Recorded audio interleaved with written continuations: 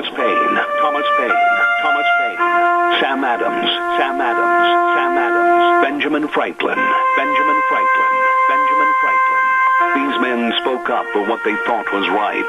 From their courage came such documents as the Declaration of Independence and the Constitution of the United States. From their willingness to speak what was sometimes unpopular but right, we enjoy such liberties as freedom of speech, the right to keep and bear arms, and freedom of religion. There are those who still wish to oppress our freedoms, and there are still patriots willing to stand up and defend life, liberty, and the pursuit of happiness.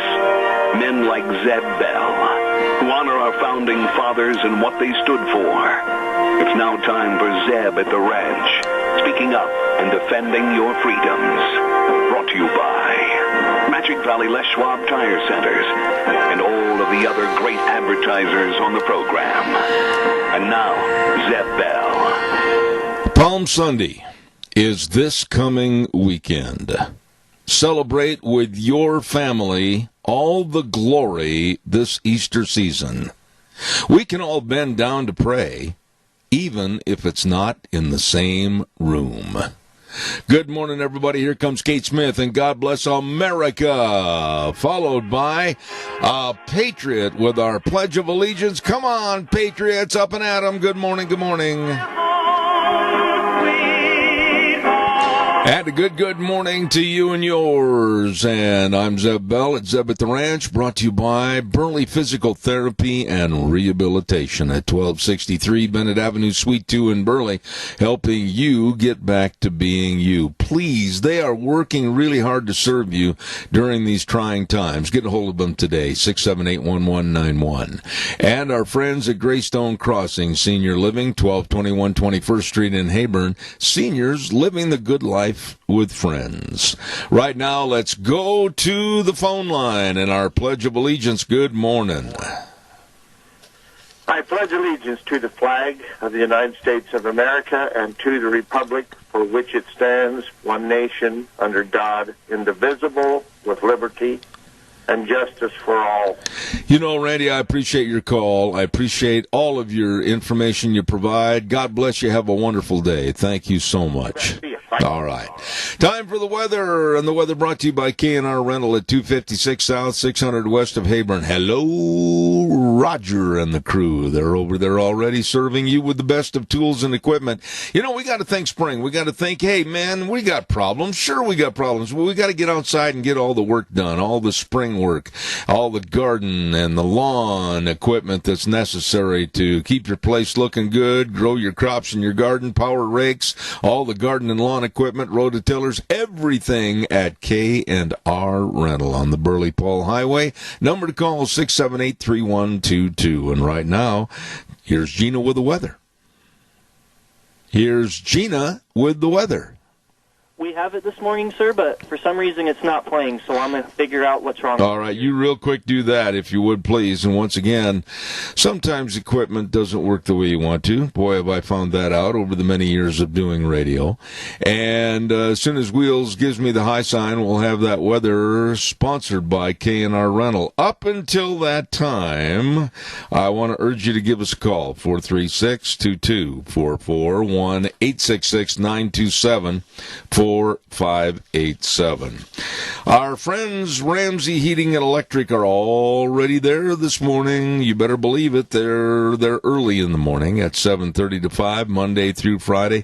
You know, really, I've said this so many times, all your heating, cooling, and electrical needs. So really, stop in or give them a call at 678-0459 and let them serve you. Service is very, very important to them. They've been in business almost 7 decades serving you. Ramsey Heating and Electric, 2600 Overland Avenue in Burley, 678-0459. Caller, good morning. You're on the air. Good morning, Zeb. You know, years and years ago, my father told me, son, if you always tell the truth, you don't have to remember what you said. Those words should be written in stone by every news agency that is on the air today, because what they say is just far from the truth. I'll bet you 9 out of 10 of most of these ABCs, MSNBCs, and like that, they tell you the news, and if you were to ask them 15 minutes after they made that broadcast without a paper in front of them, they can't tell you what they said. Well, the bias and the prejudice and the opinions of supposedly journalistic news is dead. It's dead. I don't care who argues with me. There are going to be journalists that work for newspapers, and there's going to be some that, they'll sit there and they say, well, I work for a real good radio or TV station. Oh, bunk. Most journalists today are just doing nothing but promoting a liberal mindset, and I'm fed up with it. And you're not going to hear that liberal gibberish on this program. I can guarantee you that. Well, one thing I can guarantee you, Zeb Bell, is that on Friday mornings, I am lost because I haven't heard your voice, and it just doesn't get my day started out right. Could you possibly work 7 days a week? No, as a matter of fact, I'm not going to even entertain thoughts of elongating the time that I'm on the air. I'm an old man, and I'll tell you what, I put a lot of time and effort into this, but there's another person that puts a lot of time and effort into this, and that's my beautiful bride of many, many years, Deanne. And we're going to put forth the best product we can Monday, Tuesday, Wednesday, and Thursday, as long as we can. And for those of those people in the audience that are going, oh, no, let's get him off the air, I have no plans of leaving anytime soon. Well, those are good words you just spoke. All right, Keith. Hey, listen. Take them to the bank. All right, well, don't try to cash the check. Anyway, God bless you, and thank you so much for your call. Appreciate it. Thank you. Calls welcome, 436-2244, 1-866-927-4587. I really want to give a great big shout out and thank you to all the advertisers and sponsors that are hanging tough. I mean, they're hanging tough, and they're saying, you know what? We're going to ride this deal out, and we're going to be stronger for it. And yes, they are. Dino Septic Service, one of those. Septic tank pumping, septic tank and drain fields installed, liquid waste removers. Got to start that word over again. Liquid waste removal. There you go. The lips didn't mash together like they were onslaught with Elmer's glue. Anyway, you just give them a call today. Dino Septic Service. My goodness, fast, fair, friendly service. Sewer and strength. One of those days. It's one of those days. We're going to try the whole thing over again. Here, we're going to back it up and start over. I want to talk to you right now about Dino Septic Service. By golly, septic tank pumping, liquid waste removal, sewer and sink drain lines clean, septic inspections, backhoe service, all of this and more. Oh, it's so easy when you try harder. And fast, fair, friendly service. The number to call, 436-6526 or 678-1638. I'm telling you, they are the best at doing a job you and I don't want to do. Dino's Septic Service with the big truck that says, smells cargo on the way. Dino's Septic Service. Woo! We had fun with that one. Calls are welcome, 436-2244, 1-866-927-4587. Wheels, do you have the weather? Yes, I was just going to text you to let you know. All right, well, don't text me. Just turn it on. Enjoy the next couple of days because we've got some precipitation in the forecast for this weekend. Here's a look at your weather. Mostly sunny skies for today. A little bit on the breezy side. Not too bad. Expecting a high of 44 tonight. Mostly clear skies. Cooling off to 24. Increasing clouds for tomorrow. Still going to see some sunshine. High of 49 with an overnight low of 26. By Saturday, mostly sunny, 55. However, Saturday night and Sunday, rain and or snow showers are going to be in the forecast. Lows in the mid-30s. Highs are going to be in the mid-50s. That's a look at your weather forecast for 7-3. Well, I'll tell you what, K&R Rental at 256 South 600 West of Hebron had a long forecast this morning. They're located right on the Burley Paul Highway. Number to call Roger and the crew, 678-3122. Callers, good morning. You're on the air. Good morning, Zeb. But first of all, I'd like to thank you for all you do. We need a Zeb Bell in every station in the state of Idaho.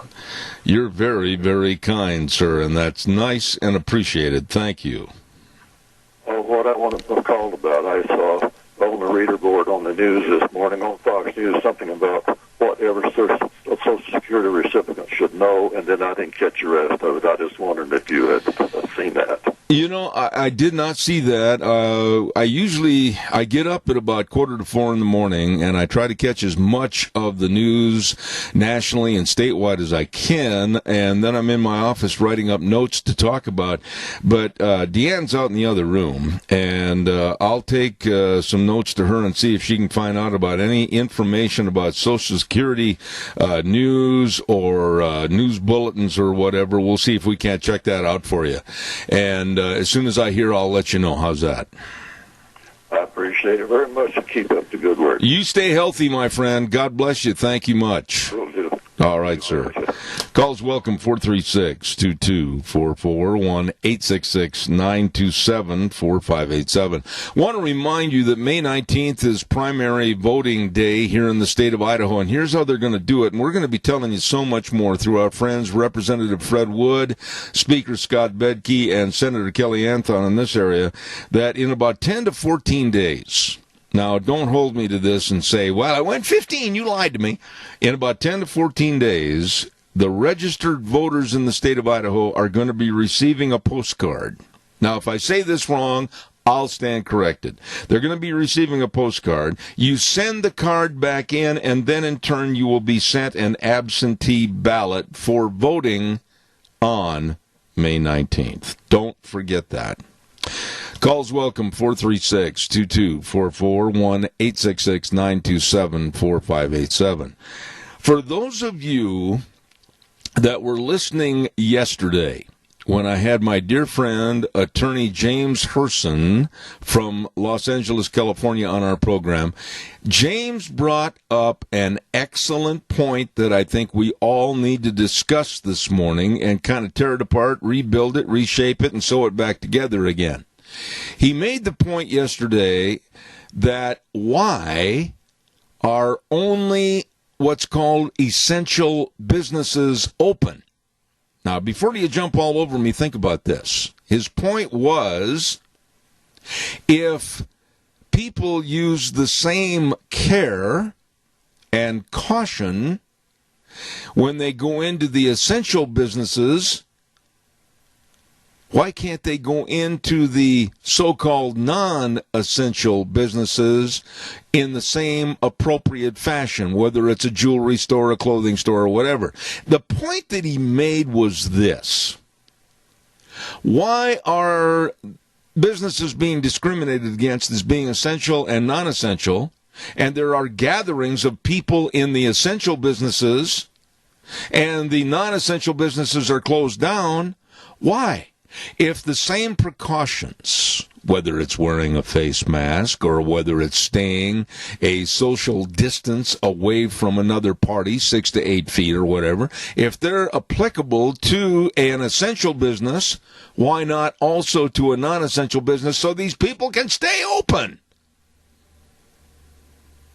It's a darn good point. And I'd like to hear somebody arbitrate with me and explain the difference. Please call me, 436-2244, 1-866-927-4587. And I salute James for his viewpoint on the program yesterday. Call me, 436-2244. While I'm waiting for your call that I know is coming in, we want to remind you, too, about our friends over at Magic Valley Irrigation. Oh, Jeff and the crew. Doggone nice people. I've talked to Jeff many, many times, and he's a good old boy, and he appreciates all the business they have and will have during this irrigation season. Don't forget they furnish all the U-bends, handline risers, Heliarc welding pumps, manufacturing wheel line elbows, and much, much more.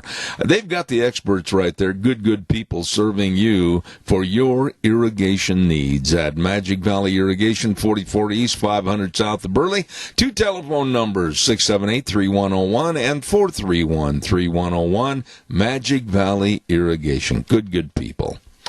All right, calls are welcome and appreciated. 436-2244. Come on, somebody talk to me about that. Maybe you're what's considered to be a non-essential business. Well, I think I'm taking your side on this, by the way. Why should the negativity be cast upon you to close down, shut your doors, and go home and watch Oprah and eat bonbons when what are the essential businesses doing any different than what you would be doing? I mean, you're going to exercise caution if you're in a... And I think there would be fewer contagions with fewer people, like at a jewelry store or maybe a clothing store, whatever, and still keep the social distancing or even wear masks, whatever, but still remain open. I mean, I don't see the discerning of the businesses, essential and non-essential. Why? Give me a call, 436-2244, 1-866-927-4587. All of a sudden, the lines went dead. Wheels, did you hang the phone up, for heaven's sakes? What are you doing over there? You know, I'm just listening to you talking, and you make a good point, though, real quick. You know, it makes sense that, you know, if all those essential businesses, like, you know, maybe painting or a gas station or a grocery store, what's any different than, like you said, a jewelry store or, you know, like Ace Hardware? Yeah, answer the phone, buddy. Answer the phone. Appreciate it. Thank you. We'll keep those people waiting on the line there. I appreciate what you said, Wheels. You're 100% right. Caller, good morning. Do you agree or disagree with me? Good morning. At the Burley Senior Center, we have a takeout meal today. Chicken Malibu, baked potato, green beans, and a yummy dessert. You just drive up to the door and wait, and somebody will come out and take your order and your money, and they'll be right out with your meal. I call that a takeout meal. All right. Joe Taylor at the Senior Center on Overland in Burley. Takeout meals. Drive up, honk your horn. They'll run out. Some of the gals are on roller skates to hurry up and expedite your order, and they'll bring it out to you. Right, Joe? That's correct. Okay. God bless you, Joe. Thank you so much. At the Senior Center on Overland in Burley. Takeout meals, and they're only $5. Really good food, too, by the way. Thank you very much. All right, calls welcome, 436-2244, 1-866-927-4587. Oh, goody. Oh, wonderful. Adam Schiff is back in the news. He could not stand a 6-week hiatus from being in the public spotlight. We'll tell you more about that in just a minute. Caller, good morning. You're on the air. Good morning again. You know, Zeb, what is essential to you may not be essential to me. That's right. Like, for instance, I'm at home, I'm doing well and everything, and you have a bad cough or something, and you need to get to the pharmacy. Okay, the pharmacy is critical to you at this time, but it's not to me. So what is the definition of essential business? Well, you know, the definition of essential business is basically vague, or they wouldn't have had so much trouble with the governor making that statement in trying to figure things out. I mean, the list is vague to me, and quite frankly, I don't understand why. I don't care if I have a politician call me right now, any one of our politicians, and try to explain it. It doesn't make sense to me that if caution is being used at, let's just use a hardware store. Don't use any names. No names. You go into a hardware store, that's called an essential business. Okay, there's a lot of congregation, there's a lot of people. Okay, but then a jewelry store, for instance, may be non-essential, and they're told to close down. This makes no common sense to me whatsoever. Yeah, I think what it really amounts to is the volume of people that are there at one time. Well, whoa, wait a minute. If you're going to go with volumes of people, then you would be much more concerned about a hardware store instead of a grocery store or instead of a jewelry store. No, wait a minute, Keith. No. You're not being open-minded about this. I would venture to say that at any time during the workday, you will see far less numbers of people in a congregate gathering at a jewelry store than you will a hardware store. Agreed.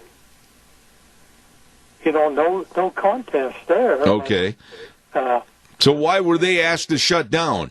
This is my point that I'm getting at, is a jewelry store is going to have people walk in and they're going to say, let me see your diamond rings or your bracelets or whatever, but you're not going to be seeing in masses like you will at a hardware store trying to pick up various tools and trying to get various parts and all this kind of stuff. So I'm looking at non-essential businesses being far, far less a hazard than some of the essential businesses.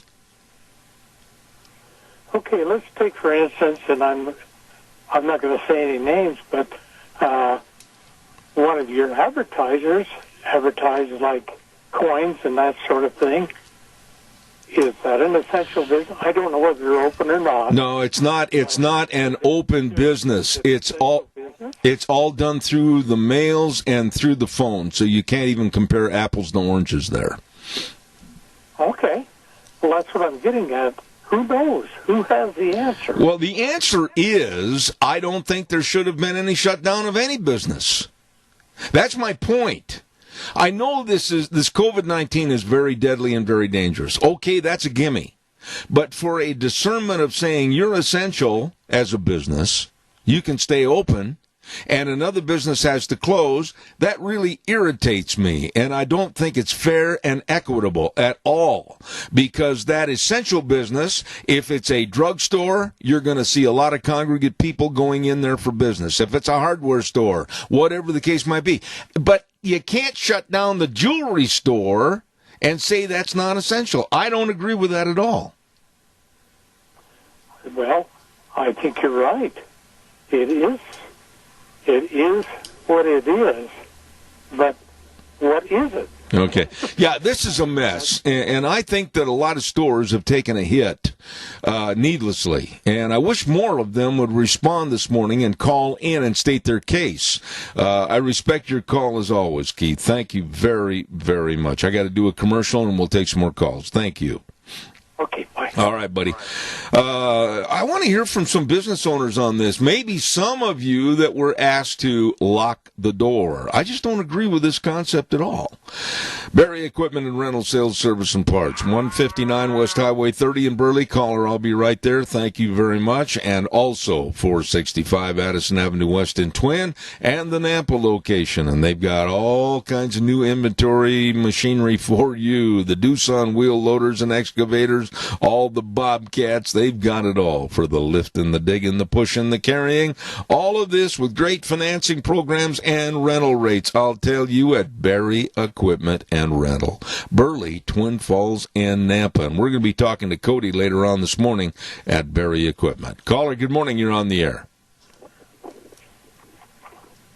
Caller, talk to me if you're there.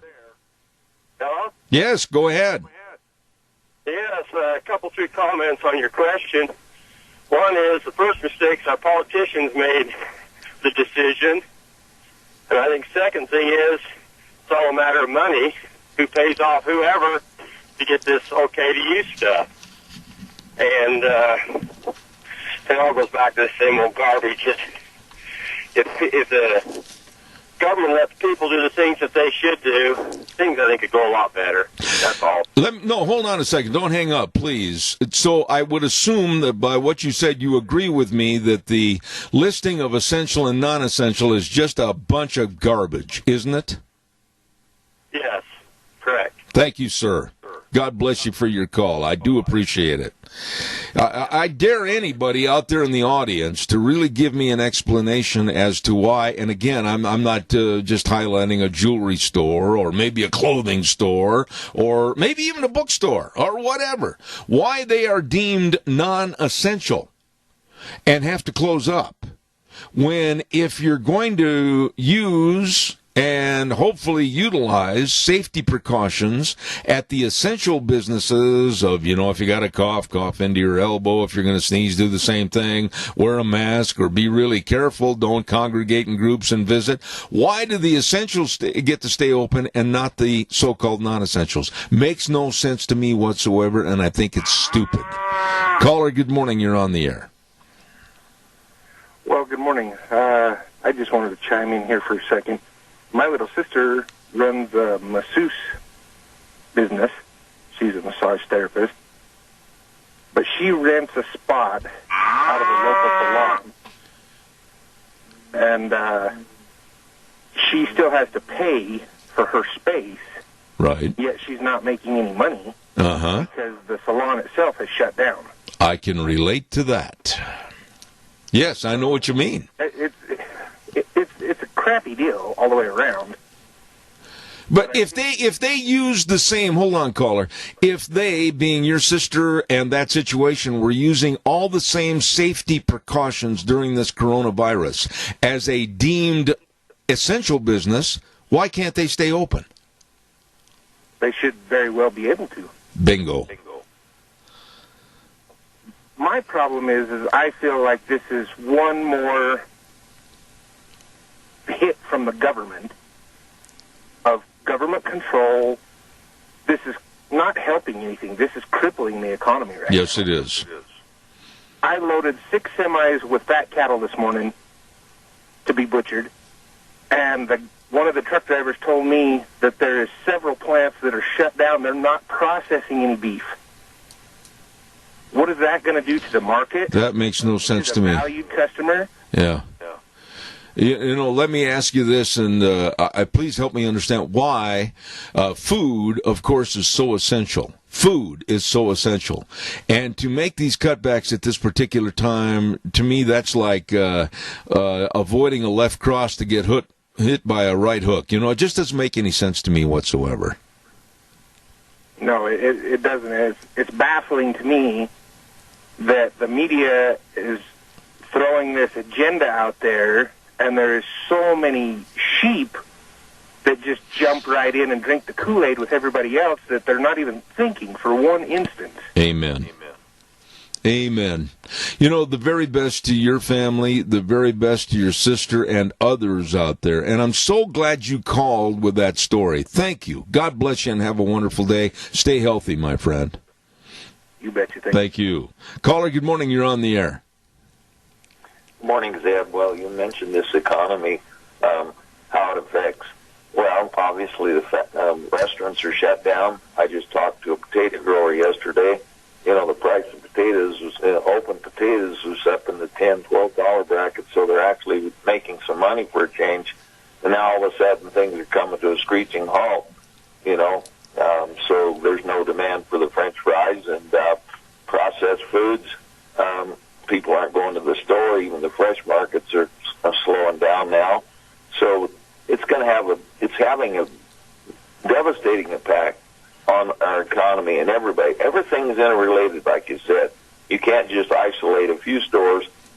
We need to call the governor and say, look, let's stop this. We got to get our economy here in Idaho back and going and nationally get hold of Trump. We just can't go on like this for another month. There's, 11 million people now have applied for unemployment. And, it's just going to go on and on and on. Here's a couple statistics. Normal flu season last year was 34,000 died from the flu. And if you take the 21 days that we've been under this isolation thing, that would be about 3,500, figuring 187 deaths a day. That'd be almost 3,500 deaths from the flu. And so are we combining the flu deaths with the virus deaths, Zed? I think we might be. Well, hold on a second, Adrian. Hold on, Adrian. Hold on. Your point is really well taken. I am not going to go into an area of what's medical science, etc., because I'm not qualified and neither are you. I'm going to lead that up to the medical professionals as to whether there is a comparison or not to be made with the coronavirus and the various strains of flu. All I'm saying, and I want to stay in this lane right now this morning, is that I think there was a complete overreaction and not thinking clearly about making edicts to discern essential and non-essential businesses to stay in business and working. That's ludicrous, because I'll maintain the same care and caution you have to utilize at an essential business should be also applicable to a non-essential. So basically, leave them open. Oh, absolutely. And we've got to get back and going. I've got a friend that has an elderly mother. She can't get anybody to come in and help her, and she's pretty much disabled right now and had a stroke recently, and now can't get any kind of health care worker to come in to help. Yeah. Can't put her in a nursing home because they're all shut down. Yep. So everything's interrelated, and it's just. I see, of course, I work agriculture, so I see the effect on Idaho's economy. If we can't sell our potatoes and the price of potatoes goes down again, they don't have the money to invest in new equipment. Absolutely. Absolutely. Everything is tied together. Absolutely. Essential and non-essential. Everything's essential, Zeb, and I agree with you wholeheartedly. Now, I appreciate your call this morning, Adrian, because I needed that affirmation. I wish some of our politicals would call in and give me a discernment on essential and non-essential, because I think it's absolutely ludicrous. If the care and caution is applicable to one, the same can be applicable to the other. Adrian, I got to do a commercial, but God bless you for your call. Stay safe. Thank you. Let's get hold of the governor and get the state back and working again and do what Sweden does. Self-isolate. If you're sick, stay home. Yes. If you don't feel good, stay home. And, but let's open the state back up again and get us back to working again. Amen. Thank you, sir. Appreciate that. Calls are welcome, and people that have opposing viewpoints, I'd welcome your call too, but I just don't understand. I'm an old man, and I've been around the horn once or twice, and I've been to a couple of county fairs and a hog calling contest in my life, and I think I can see the value of this or the value of that or the positive or the negative. I don't see anything that really gives me a good clue as to why there should be a difference in businesses staying open or being closed if we all use the same safety and health standards. Caller, I'll be right there. I want to remind everybody the Bennett Boys Auction Service, they had a sale scheduled for this coming Saturday. It has been postponed. The Larry and Carlene Hathaway semi-retirement auction over in Shoshone has been postponed for a later date. We will keep you updated right here on Zeb at the Ranch. Don't forget Bennett Boys Auction Service. No sale too big, no sale too small. The Bennett Boys and old Joe Bennett, they sell them all. Good morning, caller. You're on the air. Yeah, it's okay.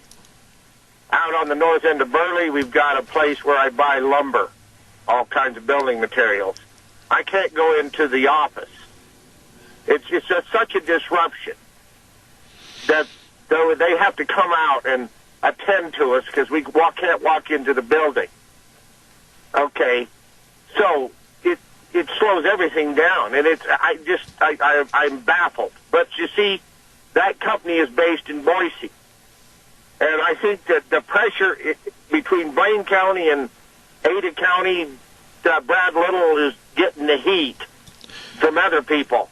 Yeah, but Randy, so I don't know. Randy, give me your explanation on this, though. I mean, we're glossing over, we're stepping over rocks in the middle of the trail here. Let's make sure we step on all of them.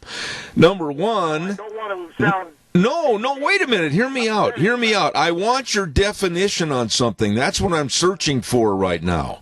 I don't care about a lumber company. I don't care about a jewelry store. I don't care about a livestock facility. I don't care about anything. But I want to know I care about their business, but what I'm saying, I don't care who we talk about right now. Give me your discernment as to who is essential in your opinion and who is not.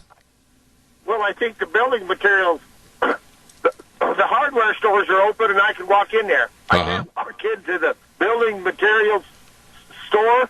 It's essential. We gotta be able to get stuff. Okay, but that's my point that I want you to elaborate on, though, Randy. Don't skip across here real quick. Okay, I'm not understanding. No, I know. The point I'm trying to get at is if we're using the same care and caution according to the governor's edicts on going into and keeping essential businesses open to serve the public, whether it's tractor parts or whether it is a hardware store or whether it's a pharmacy, what is the difference if we use care and caution to go into those places? Why can't the same care and caution be applied to the non-essentials so everybody can stay open? Exactly. And so that's my point, though. I can right next door to it is Walmart, and I could walk in there and nobody even cares. Down the street, I could go to the convenience store, I buy gas, and I walk in there and buy myself a soda and pay for it. I hand up, I'm standing next to the checkout lady. I mean, what's the difference? And so then I can't go into the building materials store because it's coming down from Boise. Yeah. But down South Overland, I can go into the hardware store and it's open. Yeah. You're right. You see, 334-2100 is the governor's office. Yeah. 334-2100. I think the whole thing boils down to... up to a point. Yeah. Randy, the whole thing boils down to, and I know we're on the same page, I just wanted you to elaborate a little bit on the thinking here. The whole point is when you start saying an edict from a governor, any governor, that we are going to close this down, only essential businesses. Wait a minute.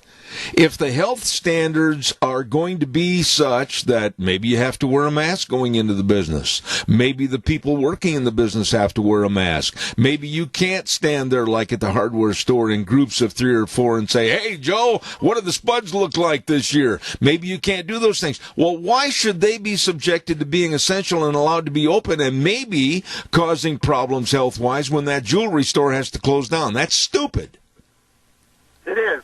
It's just like yesterday a guy called in on a radio show, Limbaugh, later on, and he said they allow 50 people into the Lowe's or Home Depot, but out in the yard they're waiting in line and they're just standing there next to each other, talking to each other. Yeah. They don't space.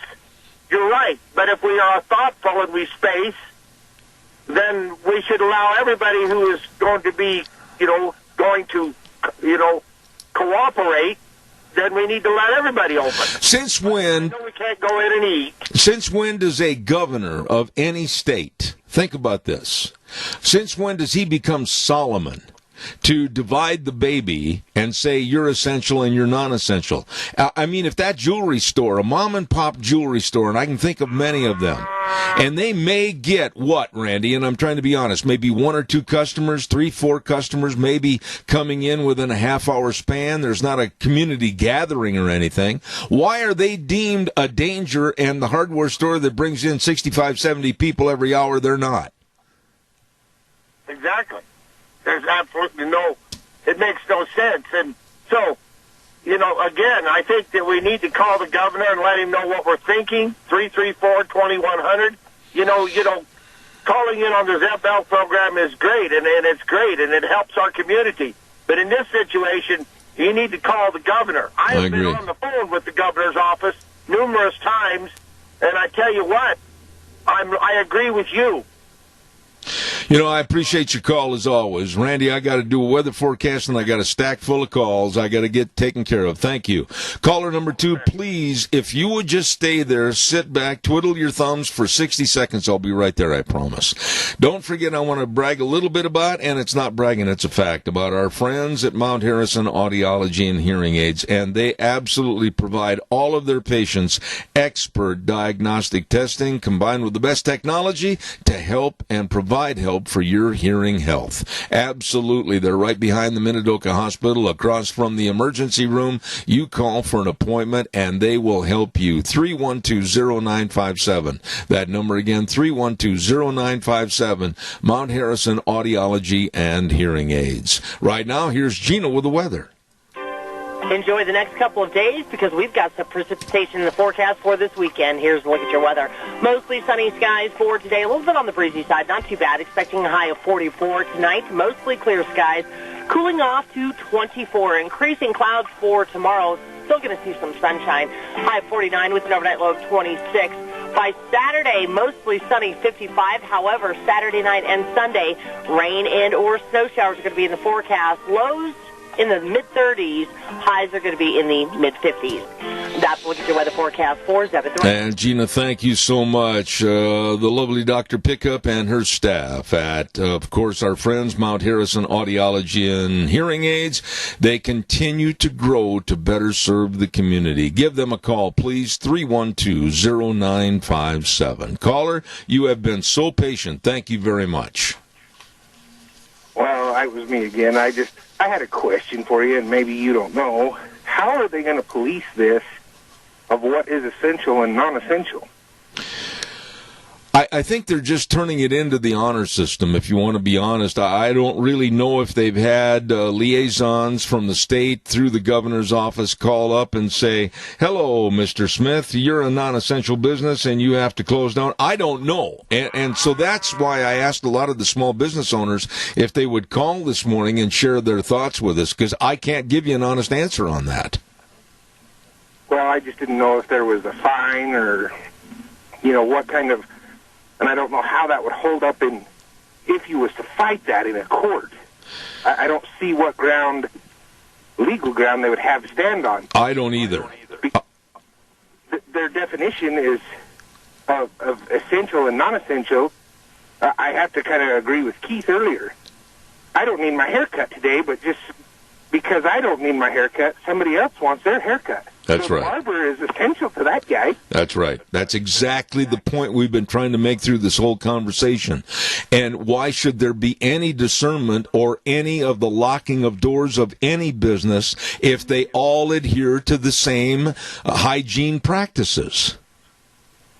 Well, we were taught as little kids, wash your hands, be clean, don't cough in public, don't sneeze out, cover your mouth. And that's the whole point we're getting at. So hard.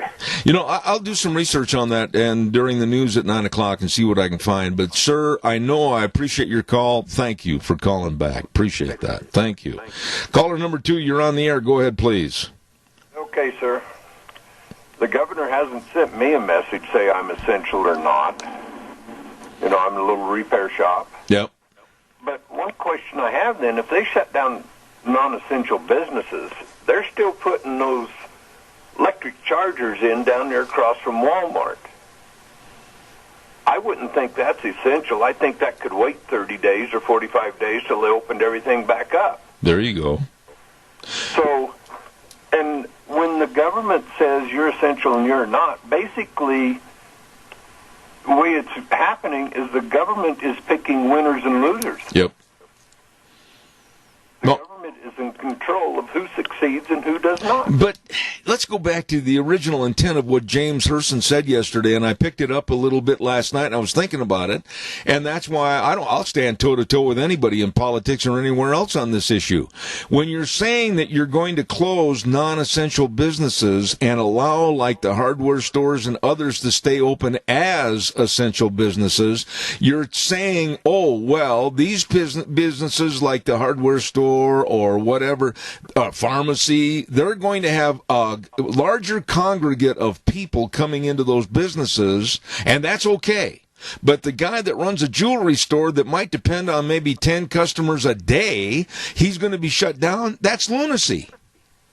Yes. Like my little business, there's days I do not have a customer walk in the door, and there's other days I have 4 or 5. Yeah.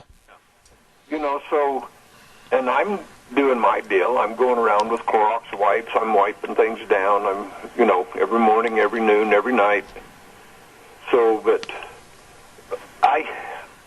can understand, like, bars where people sit right next to each other and, they're getting a lot of people in a tight quarter. I could see that, but also they could say, okay, these seats can't be set in. You got to be 6 feet apart. You can stay open. I guess the thing I'm saying... You can use the other half you can't, because you got to have social distancing. Okay, Keith, but then... Keith, I'm sorry, Doug, I apologize. But your point is just the exact same thing we've been saying for this whole hour. If the same health standards are applicable at an essential business, whether it's wear a mask or whether it's coming in and just standing 5-6 feet away from the next customer or whatever, if that's okay at an essential business, well, then why can't the same thing be applied to non-essential and everybody stay open and trying to make a living? Exactly. It probably would cut down on your bottom line a little bit. Your profit would be a little less for that month or so, but still you'd be open and be able to pay your bills. Amen. And pay the employees, and we wouldn't need this $2.5 to $6 trillion deal that they put through to make sure people, have money to pay their rent and stuff. Well, look at in our case right here on the radio station and all radio stations. There are cutbacks on advertising right now of businesses that don't know or really, they're really worried and scared about the future. Okay? But there wouldn't be that trepidation, I don't think, if there wouldn't have been such an onslaught of saying, well, we're going to close non-essential businesses. Right there, that's a discerning kind of a Solomon and the baby routine that I don't think had to go through these businesses. I think it absolutely created more fear than was necessary. I think you're right. And I think also, too, this is the people that want us to get us into a socialist country. This is one of the deals that they're pushing for, to let the government take over what the American people can do, eliminate our First Amendment. A lot of governors are trying to close gun stores to keep us from our Second Amendment. Yeah. I'm totally against the regulation and formation of edicts that say you're essential and you're not. Doug, I got another call coming in quickly. Tell us about the seniors fast. Yes, everybody, let's do what we can for our seniors. Call your local senior center. Ask them if they're doing meals to go. And go pick up a meal and support them that way. Support them with a monetary check, or if you can buy some hamburger at a store and have them come pick it up, the senior center, that'd be great. Absolutely. And you'll have a full heart. There you go, Doug. God bless you for your call. Thank you so much. Caller, good morning. You're on the air. Go ahead, please. I didn't mean to cut Doug off because he's essential. The one thing I was hearing in the last week was the closing of campgrounds within the state. And if somebody had gone camping, they were pushed out. And I couldn't see anything wrong with that at all, with people being able to leave out of town and get out into some open space somewhere.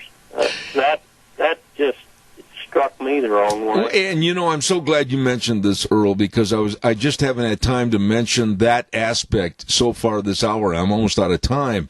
If a family is locked in a home, and basically the kids are downstairs tearing the basement up, mom's trying to stay in the kitchen and bake some bread, and dad's out in the garage and he's going, holy smokes, this is driving me nuts.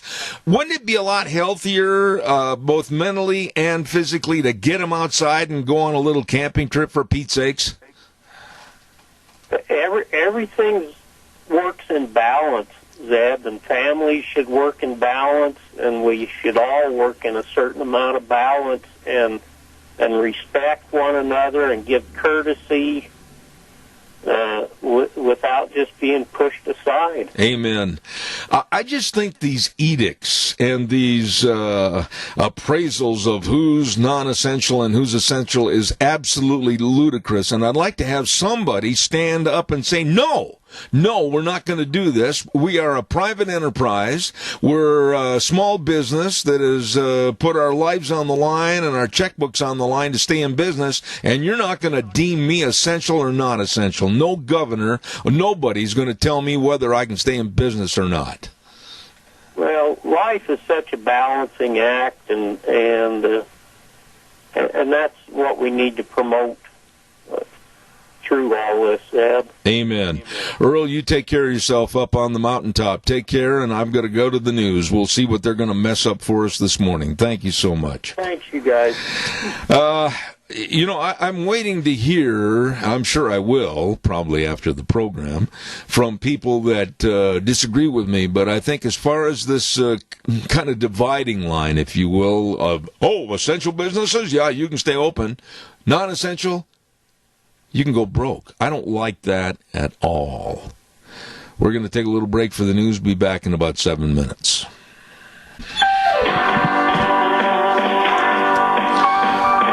The ACLU is wrong, and I hope they get their tail between their legs and get kicked out of Dodge City.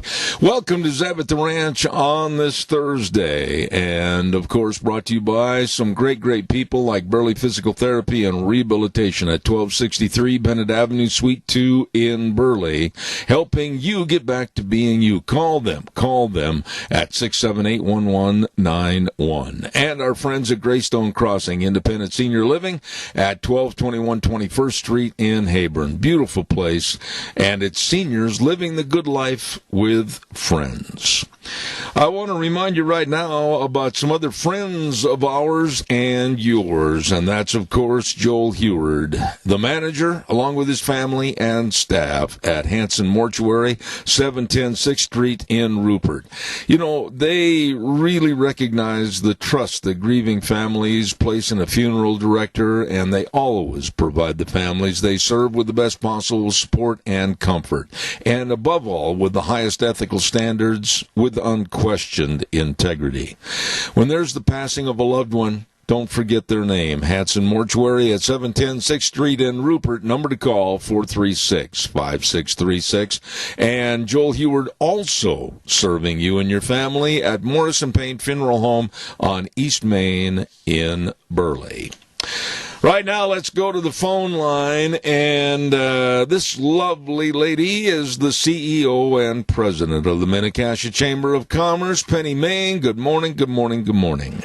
Good morning, friend. How are you doing? Well, like everybody, hanging in, hanging on, just like the cat with the knot. Yeah, no kidding, right? Yes, ma'am.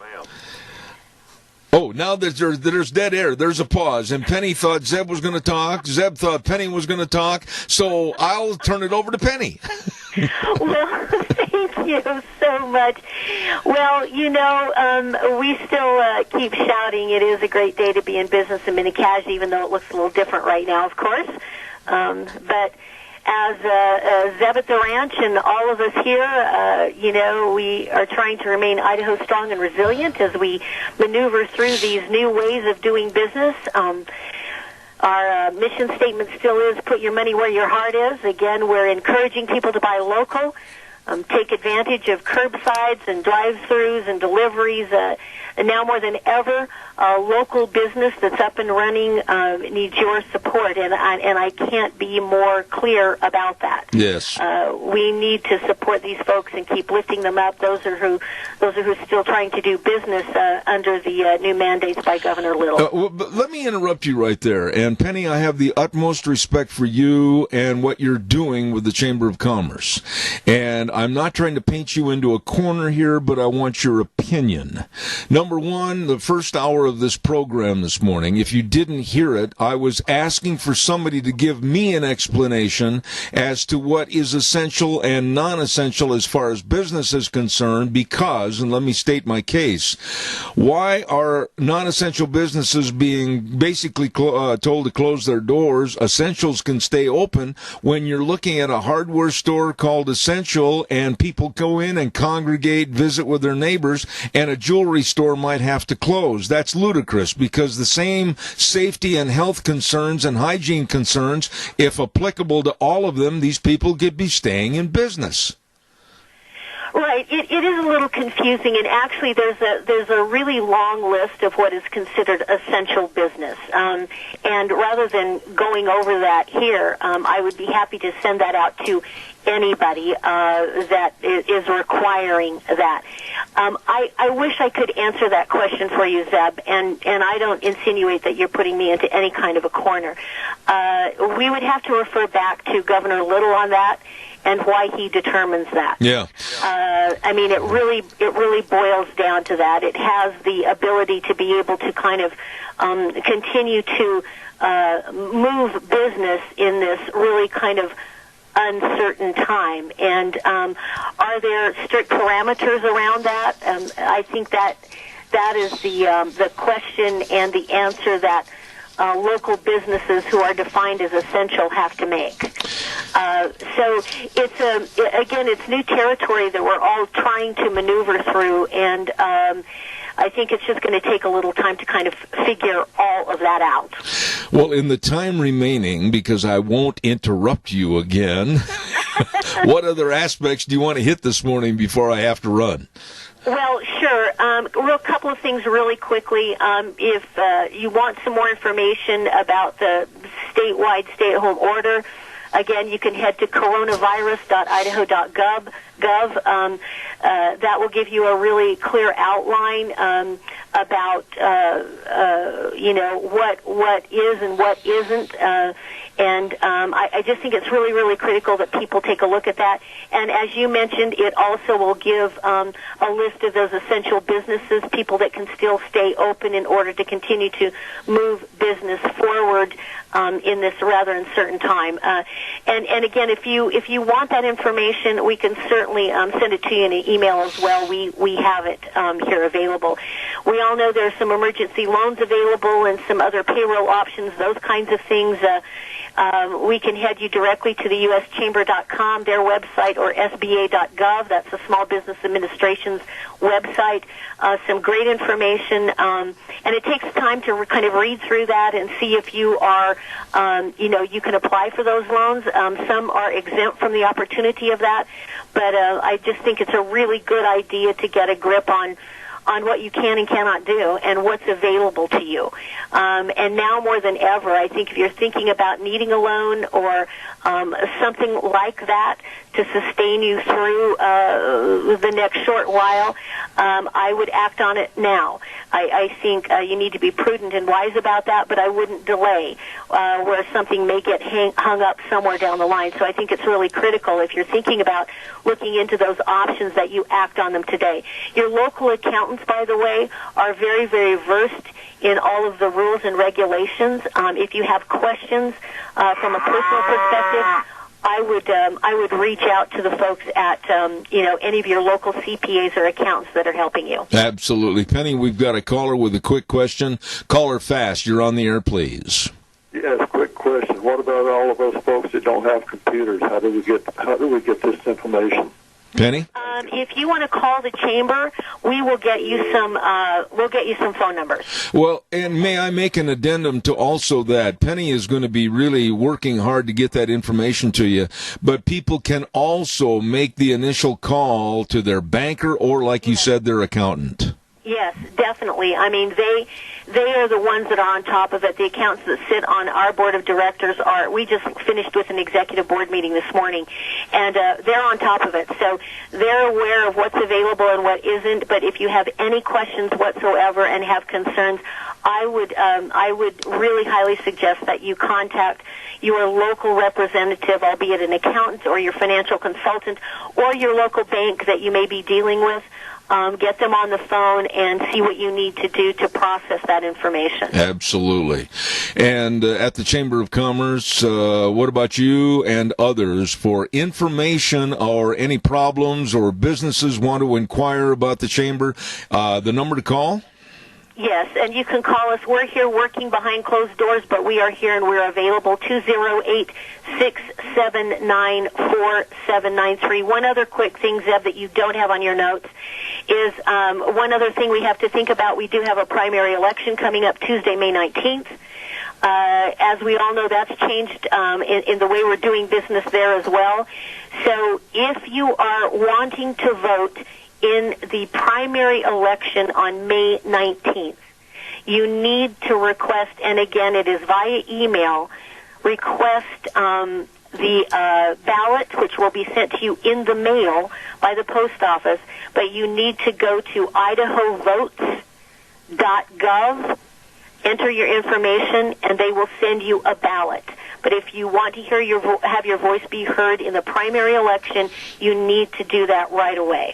We're going to be carrying a lot of statements with our local politicals on my program and other stations over the next couple of weeks, highlighting how and the who they need to get hold of on all this. And Penny, I'm glad you brought that up this morning.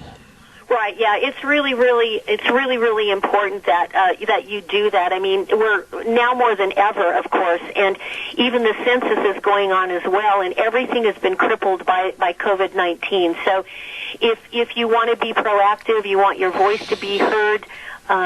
If you again are really passionate about what things are going to look like a few months down the road, let me encourage everyone to make sure you're doing that. idahovotes.gov. Penny Main, CEO and president of the Minnecasia Chamber of Commerce, and she thinks I'm wrapping it up without asking her a trivia question. Oh, contraire, dear lady, contraire. Easy on me. I just got out of a board meeting, okay? B-O-R-E-D or B-O-A-R-D? Oh, no. They're always awesome, but you know. Okay. Remember back in the old days when we were younger, the great news team of Huntley and Brinkley, the Nightly Report. What were their first names? Chet and David. Say that again. Chet and David, right? I'm impressed. I really am. Chet Huntley. You have broken even on your long trail of negativity, and now you're absolutely neutral right now. Well, I know you asked me those questions. I got those, you know. But anyway, I'm so happy I won today.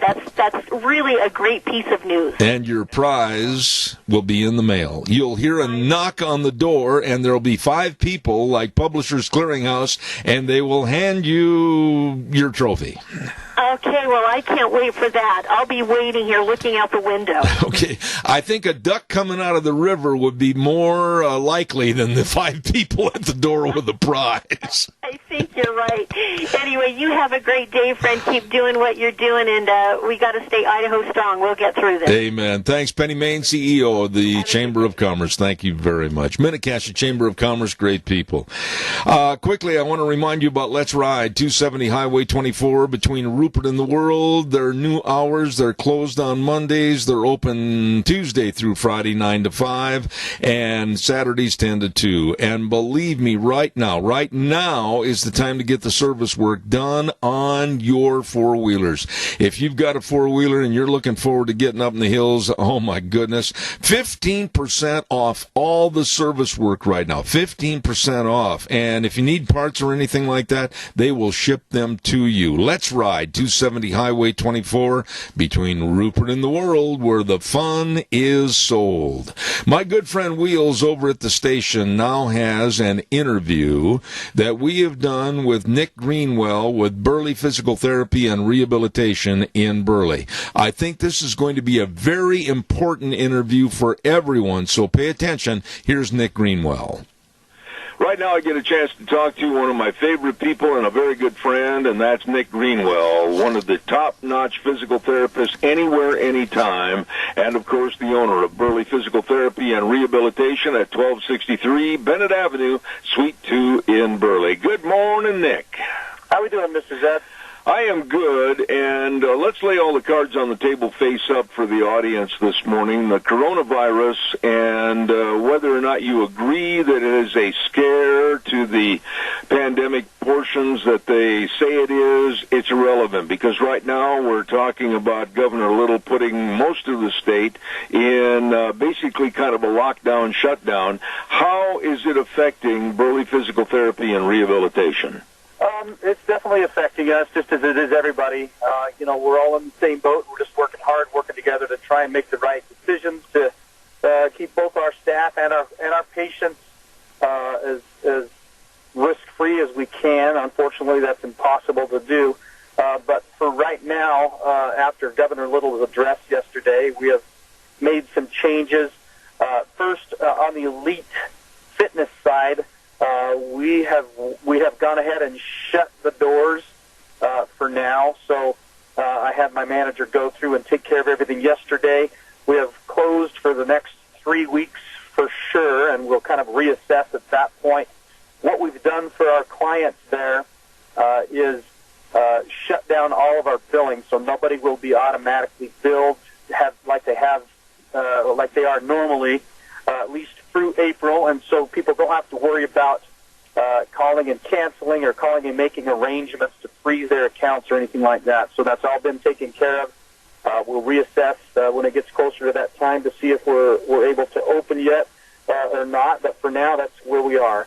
And as far as Burley Physical Therapy, we are deemed an essential service in the community, and I've got clearance through Medicare and all of our other third-party insurances to go ahead and continue seeing clients on an as-needed basis.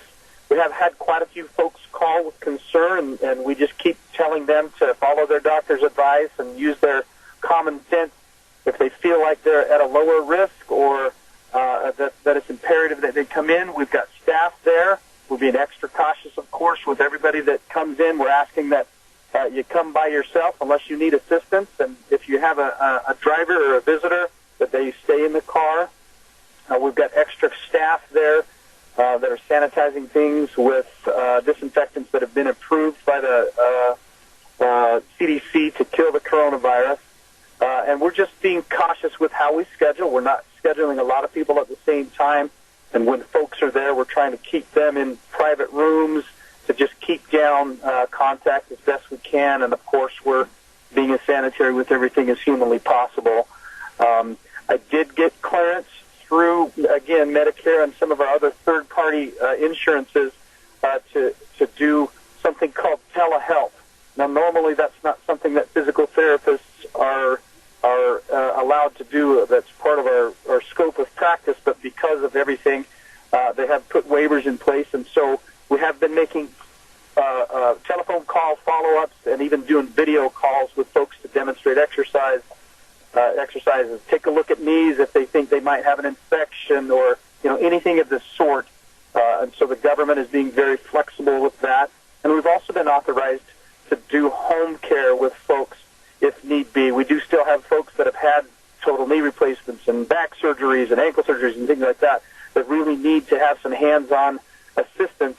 And so they're either being cautious and coming into the office, and we're doing our best with them, or we did get clearance to do home health with them and go into their homes. And again, we're being extra cautious with protective equipment and all of that, but that's an option that, again, normally isn't part of what we do as an outpatient practice, but again, we've got special authorization for those select patients that can't come in or they're fearful and maybe immunosuppressed or something.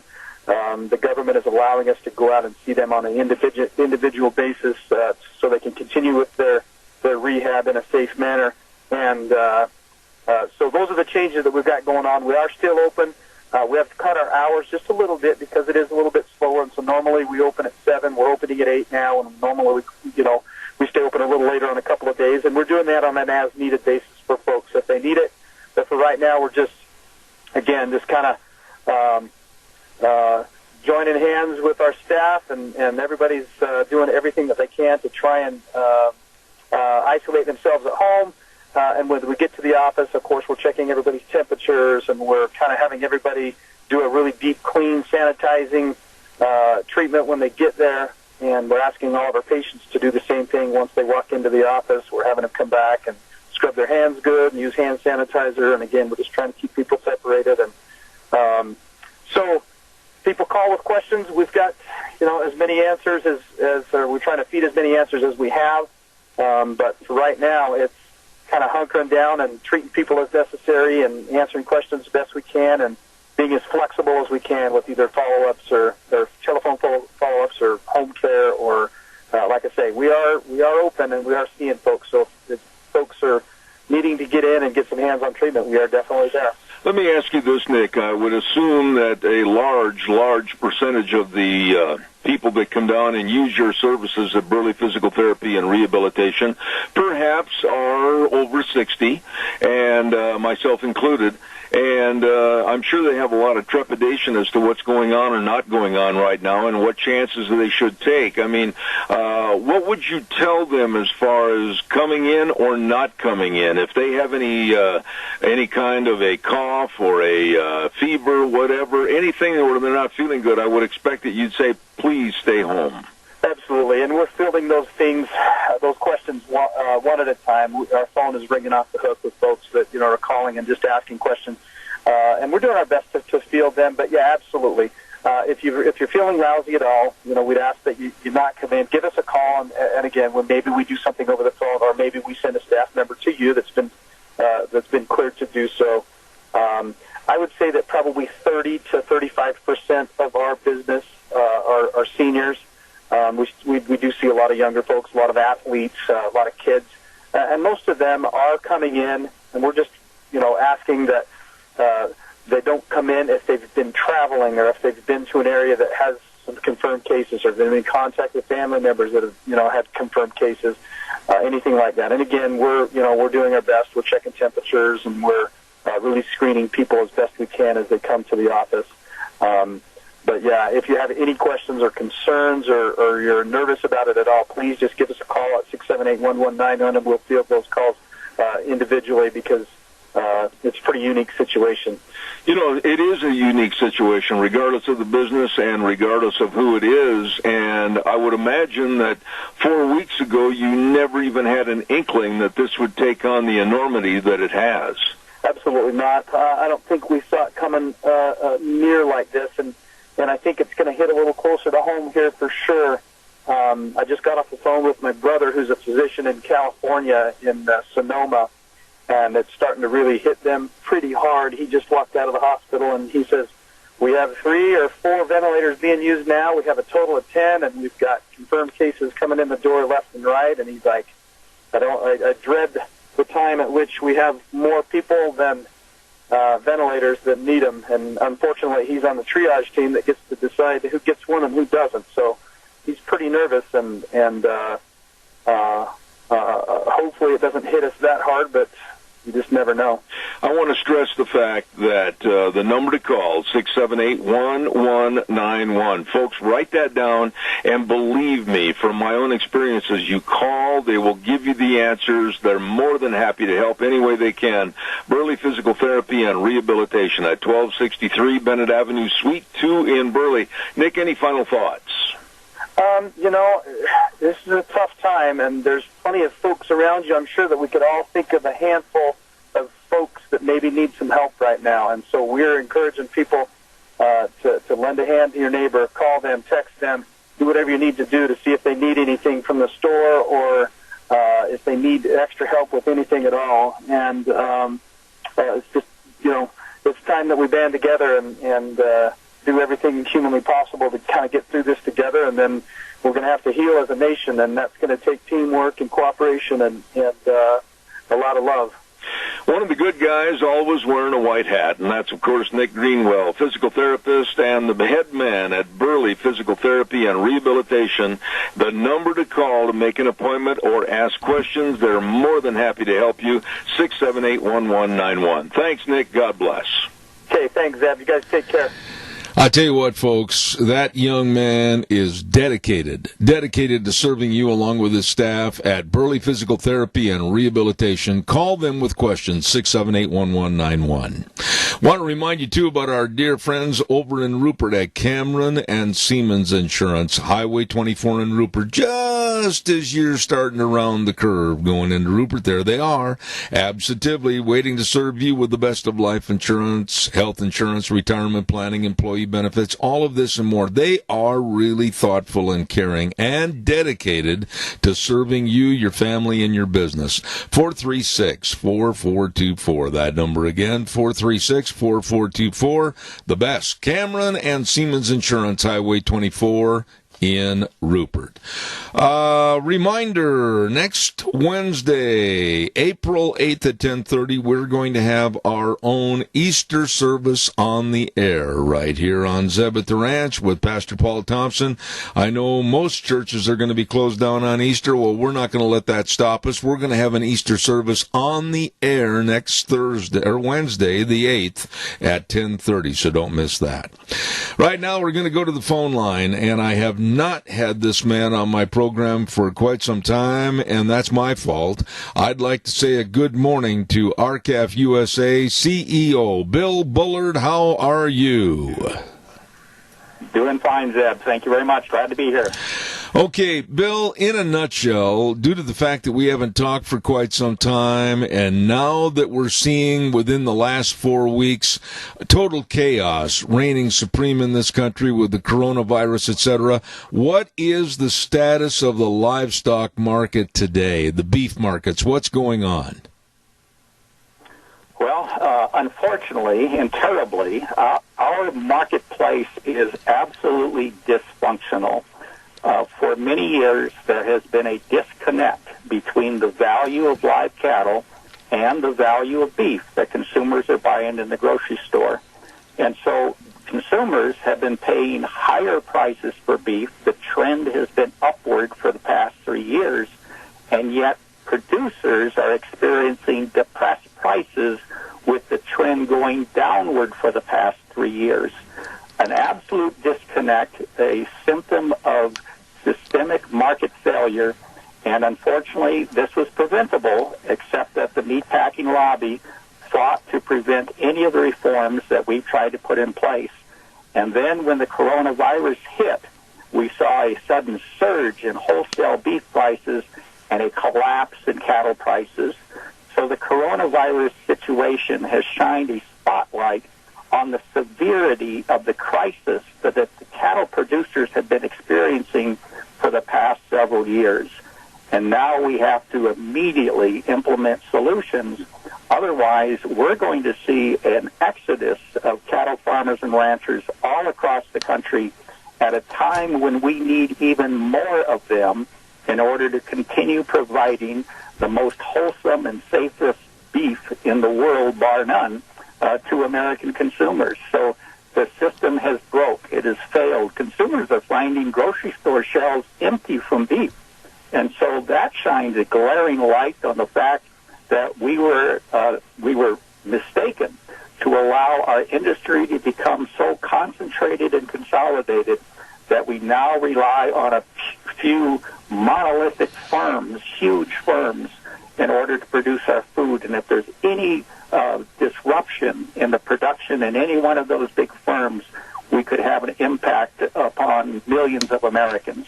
And so we've gone the wrong way. The trajectory of our industry is headed towards the abyss, and we need to reverse it. And as a result of the coronavirus crisis, I think there's a growing awareness for the absolute need to institute some significant market reforms so U.S. cattle farmers and ranchers can earn their income in a competitive marketplace. Bill, you mentioned the two words that I'd like you to elaborate on, concentrated and consolidated, as far as the beef industry. What did you mean by that, and how? Explain it for my listeners.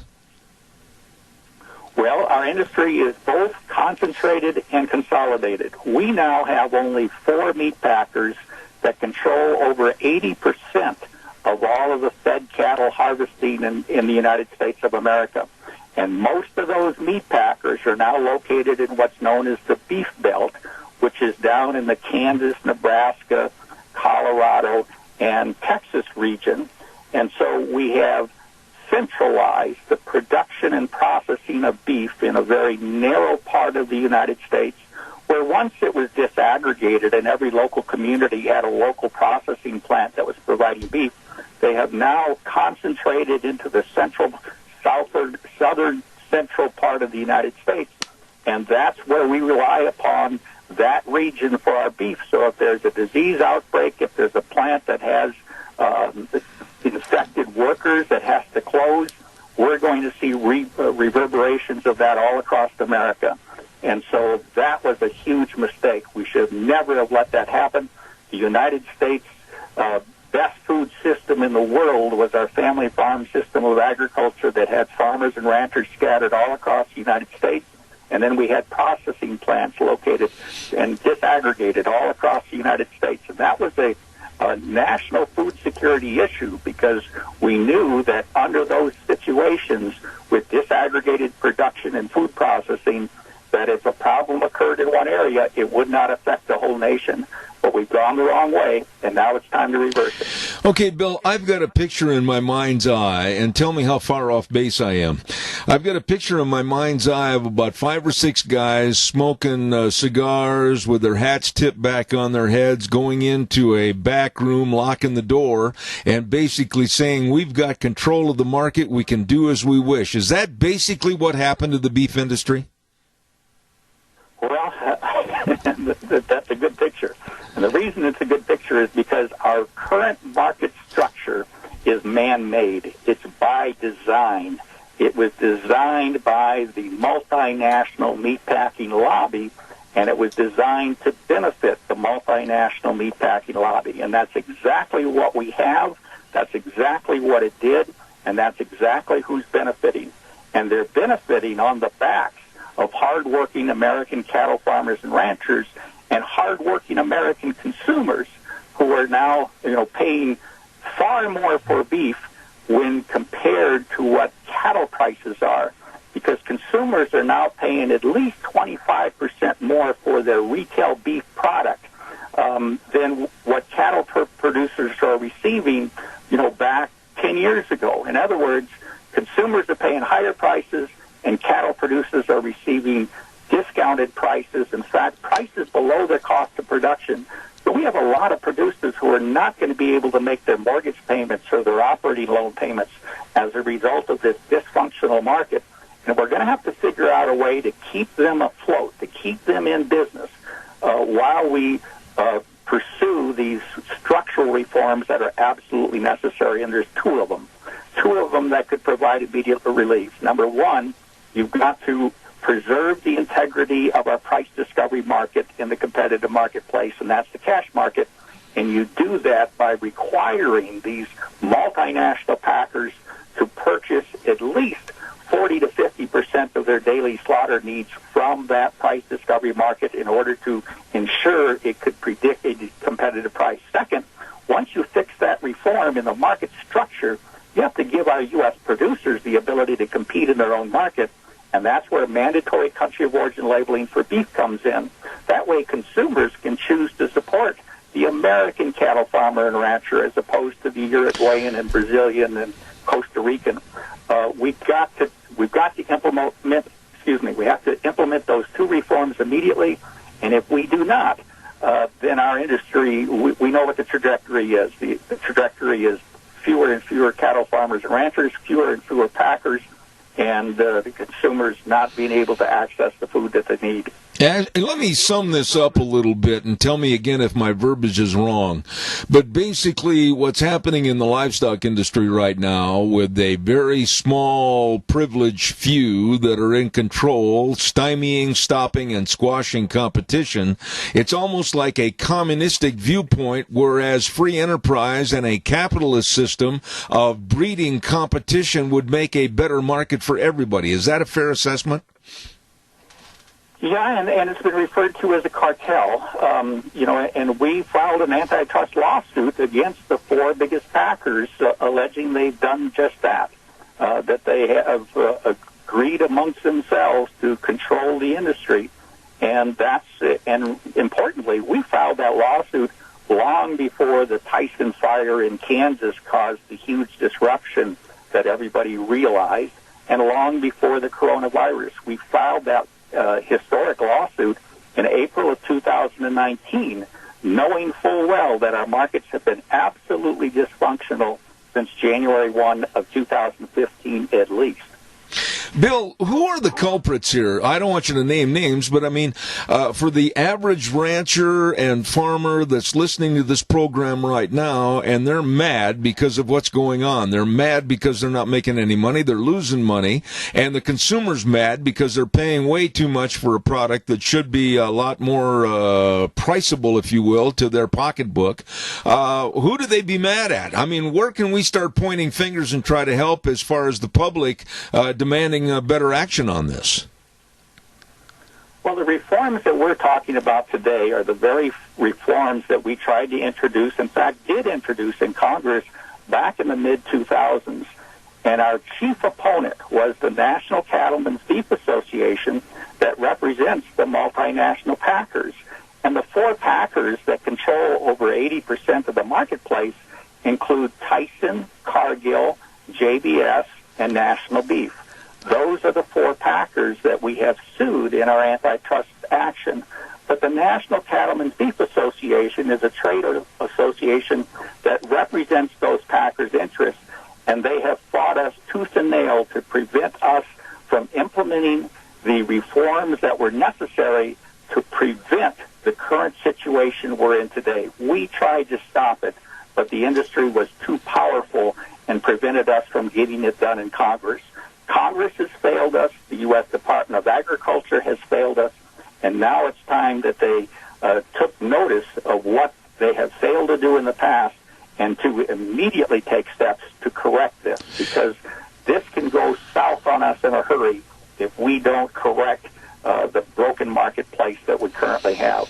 Well, the next question would be, I would think, is there any light at the end of the tunnel, and what is the time frame for trying to save this situation? Well, there certainly is light at the end of the tunnel, because we have enough critical mass of cattle producers and marketing channels that we could restore a competitive market and then begin to build on it. But Congress has to wake up, and they're starting to. We have several senators calling for a Justice Department investigation into the dysfunctional marketplace to determine if the beef packers have been price gouging. That investigation should have been done years ago, and we've asked for it, but we've always been denied. But now there's a high likelihood the investigation will occur, and that is good. So the other thing is we have a number of producers all across the country that are actually selling beef directly to consumers.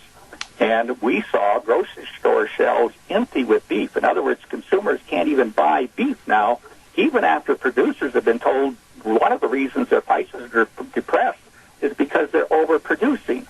Well, how can they be overproducing if consumers can't buy beef? Yeah. So we developed a website called www.usabeef.org, and consumers can go to that, do a search on their state, and find local cattle producers who will sell beef directly to the consumers.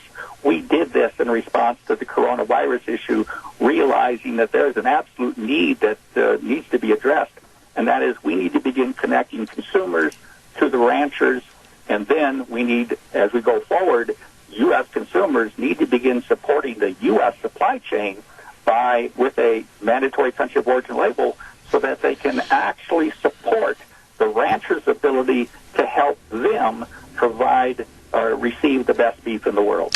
You know, Bill, you've been on this program many, many, many times, and you know that I'm a strong advocate of country of origin labeling. And I think right now, with this coronavirus scare, this crisis, it all the more lends to the credibility of making sure that our consumers get the best and the safest products, and that means homegrown with that country of origin labeling, telling them what product and where it's from.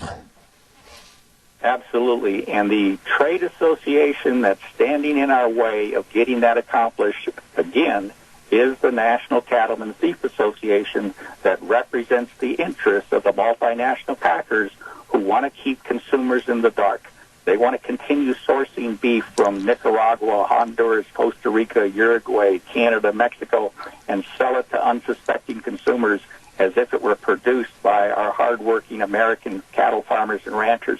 And that's false. And that's how one of the ways that these meat packers are profiting, is they're buying this product cheap that's produced under lesser production standards than we have in the United States, and yet consumers can't tell the difference. Well, whether it's the 4-6's ranch down in Texas or whether it's a mom-and-pop operation up in Glendive, Montana, why aren't all ranchers standing up and saying enough of this garbage and trying to change it? Well, I think that's the bright light we're looking at right now. They're just now beginning to. They're just now realizing that they have been mistaken in supporting organizations that have been working against their interests and for the interest of the multinational meat packers. So there's an awakening that's happening here that we've never seen before. And I think this is going to give us the impetus that is needed to finally get Congress to take the action that's necessary, and for our regulators to enforce the laws that have been on the books for over 100 years, like our antitrust laws. Absolutely. We have a caller with a question for you, Bill. Go ahead, caller. You're on the air. Well, I realize our president is just swamped, and but I'm sure if he was aware of this, he would, and I'm sure he is to a degree, but where it stands on his priority list, I don't know. But, you know, you're right. This needs to be taken care of. You know, sometimes, you know, the ranchers are so busy doing what they do best, and they don't want to ever complain. But sometimes you have to, you know, stand up and be heard, because nobody else is going to help you out but yourself. And, you know, I'll hang up. Thanks, bye. Respond to the caller, Bill, please. Yeah, he's absolutely right. American farmers and ranchers have been, you know, working hard to produce the best food products in the world, and they've relied upon the trade associations to represent their interests, but they've been deceived. The trade associations that they've relied upon have been working against their own economic interests, and now it has to change. And unfortunately, President Trump has surrounded himself with advisors that are of the old guard. They're the same advisors that brought us to the condition we're in today, and that's who the president's listening to, and they've built an impenetrable wall around the president and his key staff, and they won't let organizations like ours talk to the president about what's going on. That has to be done. The president needs to be fully apprised of the disaster that our industry is currently facing, but he's being insulated from that knowledge by the old guard. This mess that we're in now with the coronavirus, and it's affected every aspect of our lifestyle, whether it's agriculture, business, jewelry stores, whatever, it's affected everybody. But when you start talking about a food supply, a nation cannot exist if they depend on others for a food supply, and all of a sudden that chain is cut off. And right now, I am such a strong advocate of having free and mighty competition to keep the prices and the consumer and everybody on an equal plane. And this just infuriates me to think that there are a small group of people that are trying to run everybody out of business so they can have control of it in a communistic fashion. This sickens me. Oh, yes, and clearly, in a competitive marketplace, in a free enterprise system that's working, in a crisis like this, it should be sending signals to our food producers to produce more and to distribute it more widely. But those are exactly the opposite signals that are being sent to the producers. They're being sent with low prices. That is not an incentive to produce more. What we needed is a competitive marketplace, and once knowing that consumers were running out of food in certain areas, we should have been sending incentives in the marketplace to get producers to temporarily increase production, to send more cows to market, for example, on a short-term basis in order to meet the United States needs. But that couldn't work. It can't work under our current market structure that we allowed to be designed and operated and manipulated by a handful of entities in our industry. So this is a mess. But we've got to come up with solutions. We have solutions. Now we need Congress to act. Yeah, and you need something else, too. You need support. And without going into too much of an elaborate statement here, I'll say that you're kind of the David, and NCBA and others are the Goliath. I just hope you've got a good slingshot. That's That's right. We need numbers matter. We need every producer out there who wants a change to join with us so we can get that change accomplished. Bill, I want you to write down on your day planner that we need to get on the air much more often, and we need to explain this to not only the cattlemen, the producers, but also the consumer. I applaud you for what you're doing, and I just hope and pray that you can hang in and hang on, kind of like the cat holding on to the knot of the rope. Don't weaken, my friend. No, we're going to fight till we win. You know, I appreciate it. Anything else quickly? I've got a minute left. Is there anything else that we need to highlight or pinpoint this morning before I let you go? Well, this is certainly the most challenging crisis that our nation has ever faced internally, and we can resolve this, but we have to fix the market structure. We have to provide food to Americans, and we have to begin providing jobs to Americans so that they can purchase the food. Yes. And so that means our whole industry has gone in the wrong direction, pursuing this globalization ideal that is absolutely contrary to the interests of America, and we're just beginning to wake up. The president has been taking reforms against China, and it is ironic that this is exactly where this disease challenge has come from. So our entire nation is headed in the wrong direction. We're now recognizing that the first step in solving a problem is recognizing the problem exists, and more people now recognize the problem exists. That enhances our ability to actually affect some meaningful solutions, and that's what we're fighting for. Ladies and gentlemen, a very knowledgeable man and a good friend of this program, RCAF USA CEO Bill Bullard. Bill, God bless you. Stay healthy, my friend. We'll call you and get you back on. You too. Thank you very much, Deb. All right, sir. I tell you what, the cattle industry and agriculture in general, I mean, we don't appreciate them enough for what they are and what they do. And they're taking some tremendous hits right now due to this coronavirus and other issues. And on the other side of that coin, we have politicians, not all of them, but many of them, that are too dumb and too selfish to realize the problems and help fight for our producers. I'll just let it go at that. Won't apologize either. Right now it's time for the weather, and the weather brought to you by Phillips Oaks Goodwin Crane and Company, and they've been providing accounting services to the Mini-Cash area for well over 50 years. That's right, the very best of tax return preparation, tax planning, business consulting. I know they've really helped me, retirement planning, all of this and so much more. Phillips Oaks Goodwin Crane and Company, with offices in Burley and Rupert, and you can bet they're busy right now. But you get a hold of them today because they can and they will help you. Right now, here's Gina with the weather. Enjoy the next couple of days because we've got some precipitation in the forecast for this weekend. Here's a look at your weather. Mostly sunny skies for today. A little bit on the breezy side. Not too bad. Expecting a high of 44 tonight. Mostly clear skies. Cooling off to 24. Increasing clouds for tomorrow. Still going to see some sunshine. High of 49 with an overnight low of 26. By Saturday, mostly sunny, 55. However, Saturday night and Sunday, rain and or snow showers are going to be in the forecast. Lows in the mid-30s. Highs are going to be in the mid-50s. That's a look at your weather forecast for Zeb at the Ranch. Please, Gina, just sit down and maybe make up a kind of a fairy tale weather forecast. Say, why don't you get on tomorrow and just say, oh, it's going to be 75, clear skies, and no wind. It's got to be coming. It's got to be coming. Our weather forecast brought to you by Phillips Oaks Goodwin Crane and Company, providing accounting services to you, and they are excellent. They can help you. They can answer your questions. They are the professionals.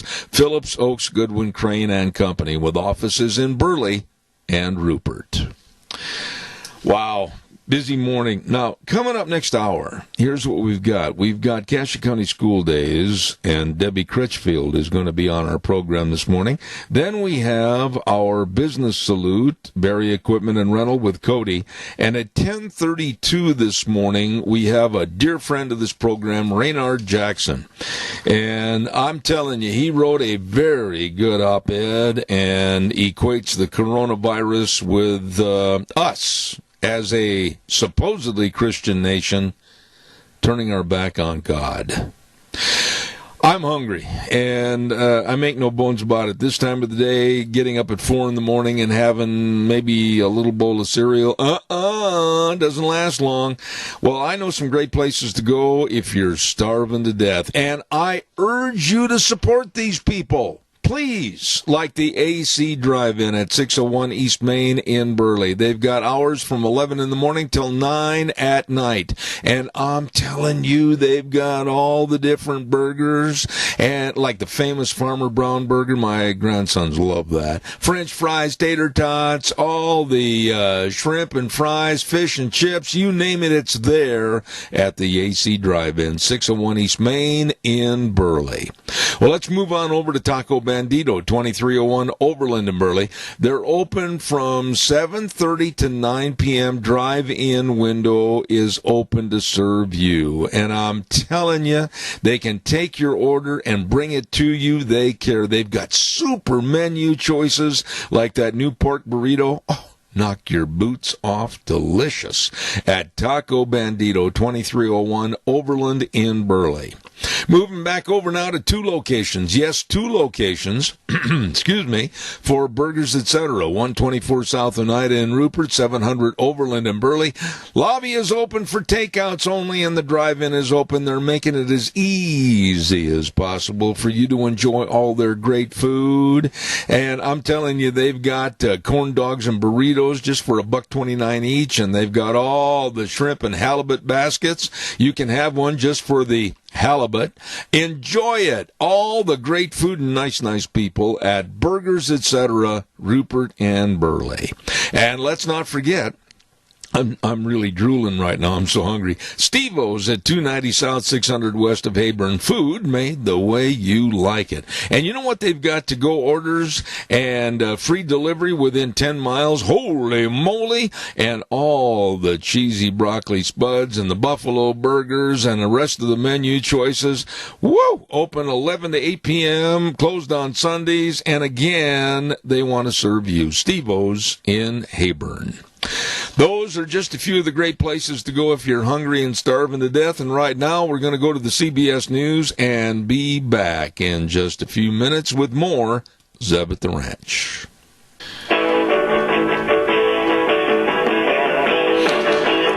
Morning, everybody, and welcome back to hour number 3 on this Thursday, April 2nd, Zeb at the Ranch. And, of course, where our big thank yous go out to Burley Physical Therapy and Rehabilitation at 1263 Bennett Avenue, Suite 2 in Burley, 678-1191. And, of course, our friends at Greystone Crossing Independent Senior Living at 1221 21st Street in Heyburn.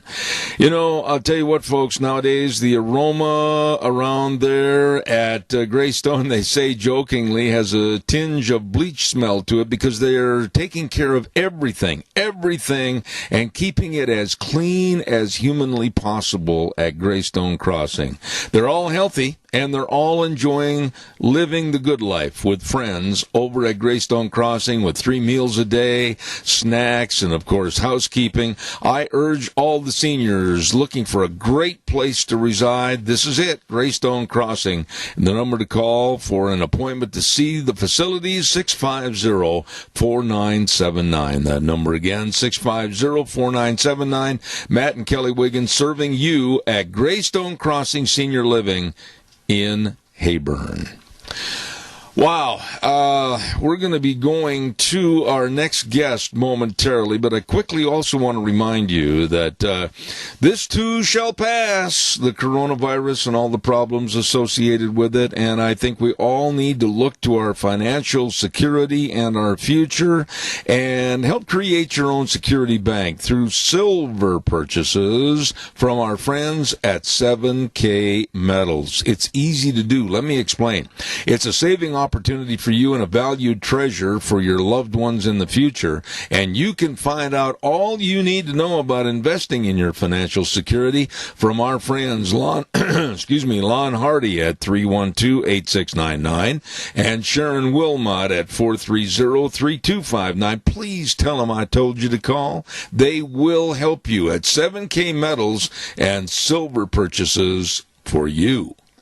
Right now, let's go to the phone line, and this lovely lady is the Cache County Schools Communications Officer, and I'm really honored to be here on a Thursday when she's on the air with me, and that's Debbie Critchfield. Good morning, Debbie. How are you?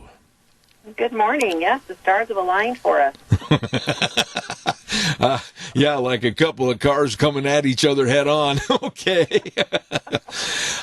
Debbie, we've got to laugh and try to have a little levity with all that's going on, and I can't even imagine after talking to Dr. Shank last week the turmoil and the tumultuous situations that you and all school boards and districts have had to go through over the last 3 weeks. Yeah, it's been overwhelming, to put it mildly. I know we keep using the word unprecedented events, and it's living up to its name. It's pretty rough. When you look at these situations with the school board and, of course, the superintendent of schools, and you sit down and you go, okay, here's the problem. What are we going to do to try to get the kids the education they need? We're looking at the end of the year, final grades, final exams, graduation and everything. How did you handle all that? I think it's in pieces. Honestly, we as in the school district tackle what we need to immediately, and then try to work through the rest. I mean, they really haven't had any, significant conversations about addressing graduation yet. While we're in the soft closure and stay-at-home order with the governor, that presents some challenges for getting people together, and obviously the federal CDC guidelines. And so right now the priority has been to make sure that students can be connected to their teachers and to learning, and that we focus on that as a priority and then address the others as they come along. Okay, so now, before we take this caller, be patient with us. I just need to ask this one question. What are the kids doing right now today? I mean, what is the status with education and how they're learning?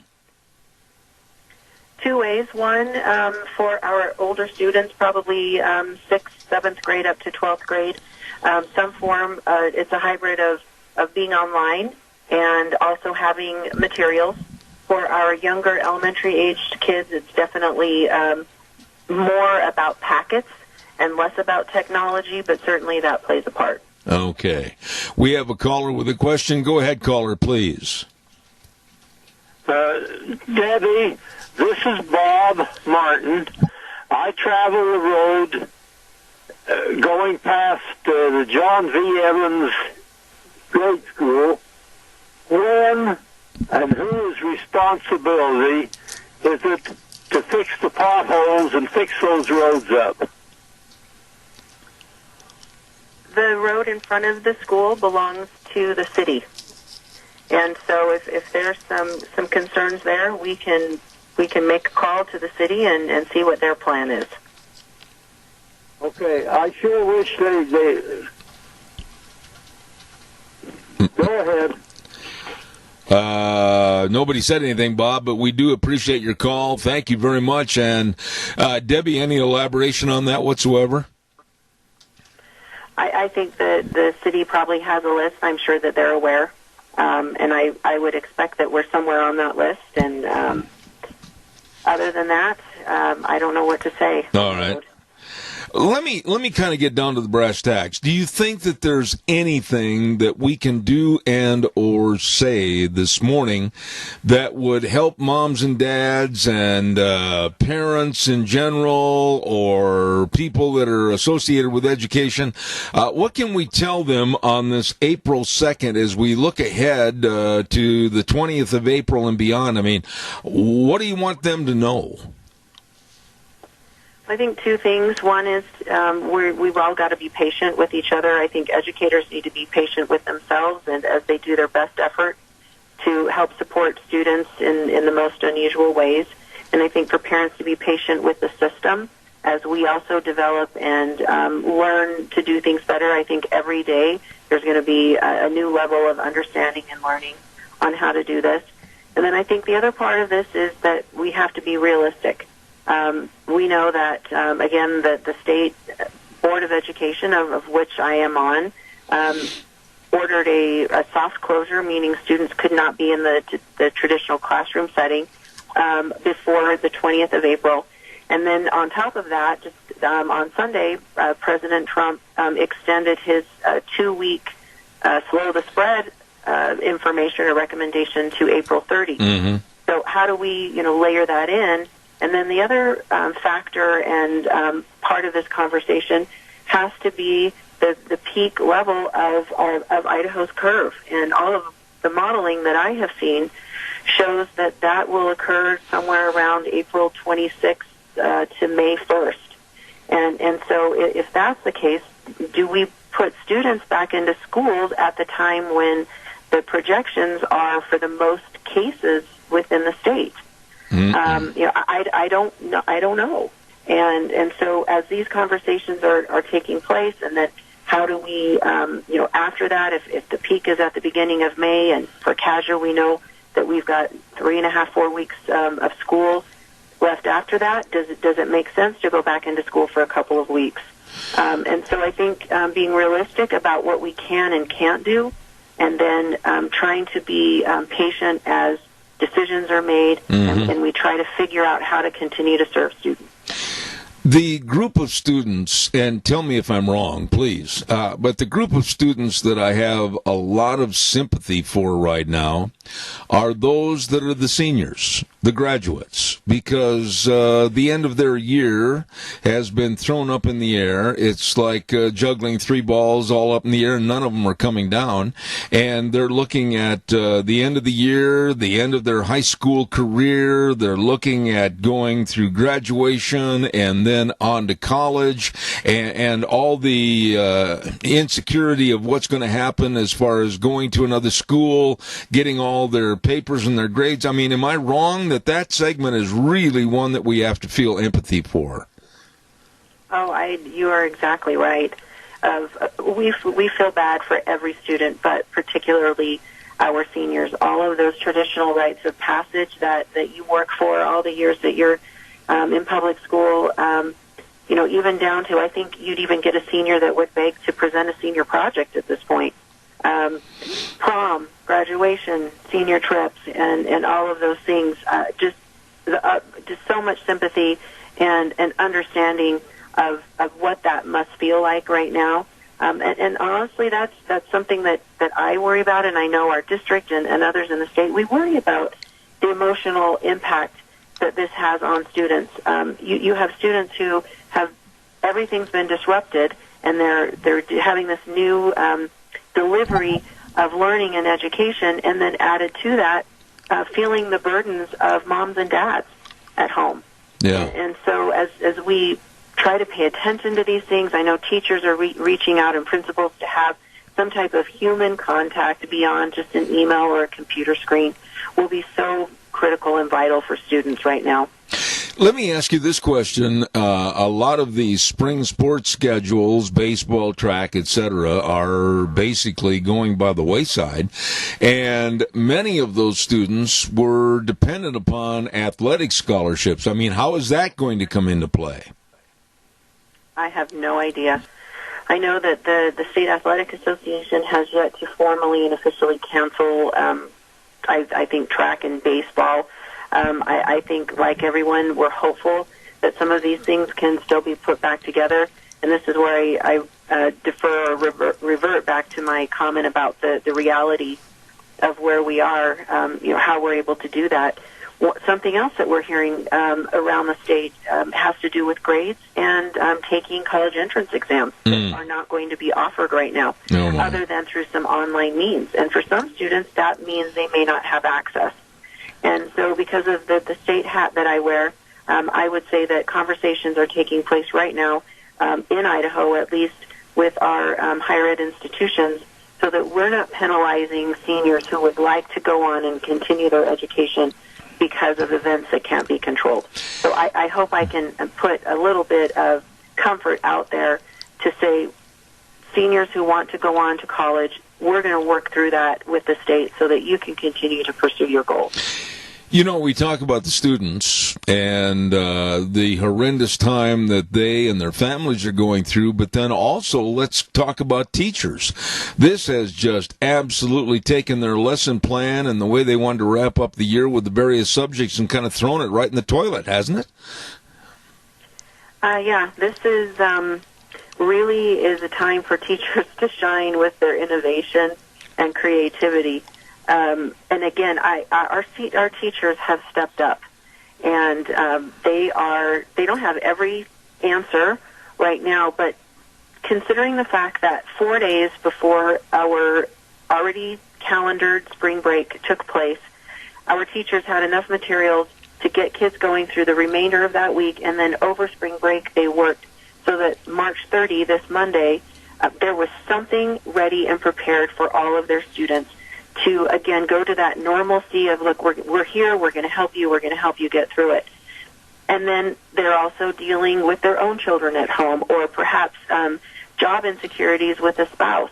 And there isn't an arena or a sector in the state or a profession or a person that hasn't been touched in some way, that we're not carrying collectively as a nation just huge burdens.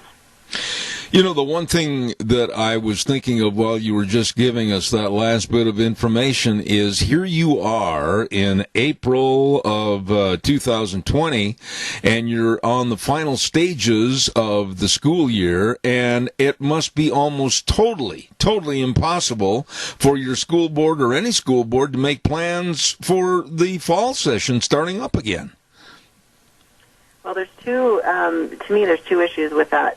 When we talk about fall, I know right now that the state public health officials are talking with our State Board of Education about what reopening looks like, and I think we need to look at that in two ways. Reopening, if we can, for the remainder of this year, what careful restrictions would be there. But to me, I think the focus has to be on what reopening looks like for the fall, so that we don't have some type of something else that that crops up. Mm-hmm. But aside from that, which that's a big thing, our governor announced for all agencies, including education, a 1% holdback for the remainder of this year. Oh, boy. So you have a local boards around the state, and, of course, CAJA right in the middle of all of that, trying to figure out how to reduce their budget before July 1 by 1%, and then we expect and anticipate that there will be an additional holdback going into the 2020-21 school year.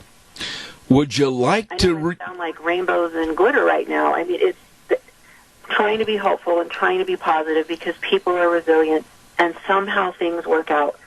But for right this very minute, it feels very heavy. Absolutely. Have you ever thought of sitting down at the breakfast table and rethinking career choices? Well, let me tell you, I'm about to get voted out of my house. Oh, really? My family is sick of me. They're sick of me, and anyway, this is what we do.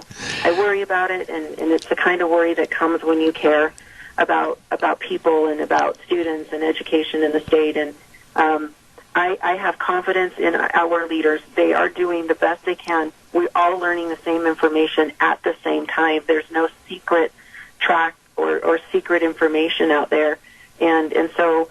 I'm being patient with people, recognizing that we're doing the best we can. God bless you. I look forward to having you on the program. You're always a real straight shooter. Debbie Critchfield, God bless. Thank you so much, and best wishes. Thank you, and stay healthy. I will. Thank you. You too. Thank you.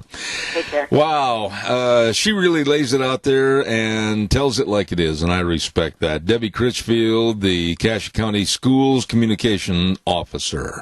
Want to remind you, too, about our friends at Patterson's Electronics. Oh, my goodness sakes, when it comes to anything you plug in and enjoy, I mean, they've got it all, and they can explain it all. Let me tell you, Curtis and Lorena, these are really, really nice people at 421 East Main in Burley. I mean, they got the monster cables, and they've got all the home theater systems, and they got all the surveillance cameras, and all the complete sound systems. Oh, yeah. And, of course, the best of TVs from Samsung, Sony, Toshiba, LG TVs. You know, they really care, and they're open Monday through Saturday, 9 to 6, and I urge you to stop in, see them, let them help you.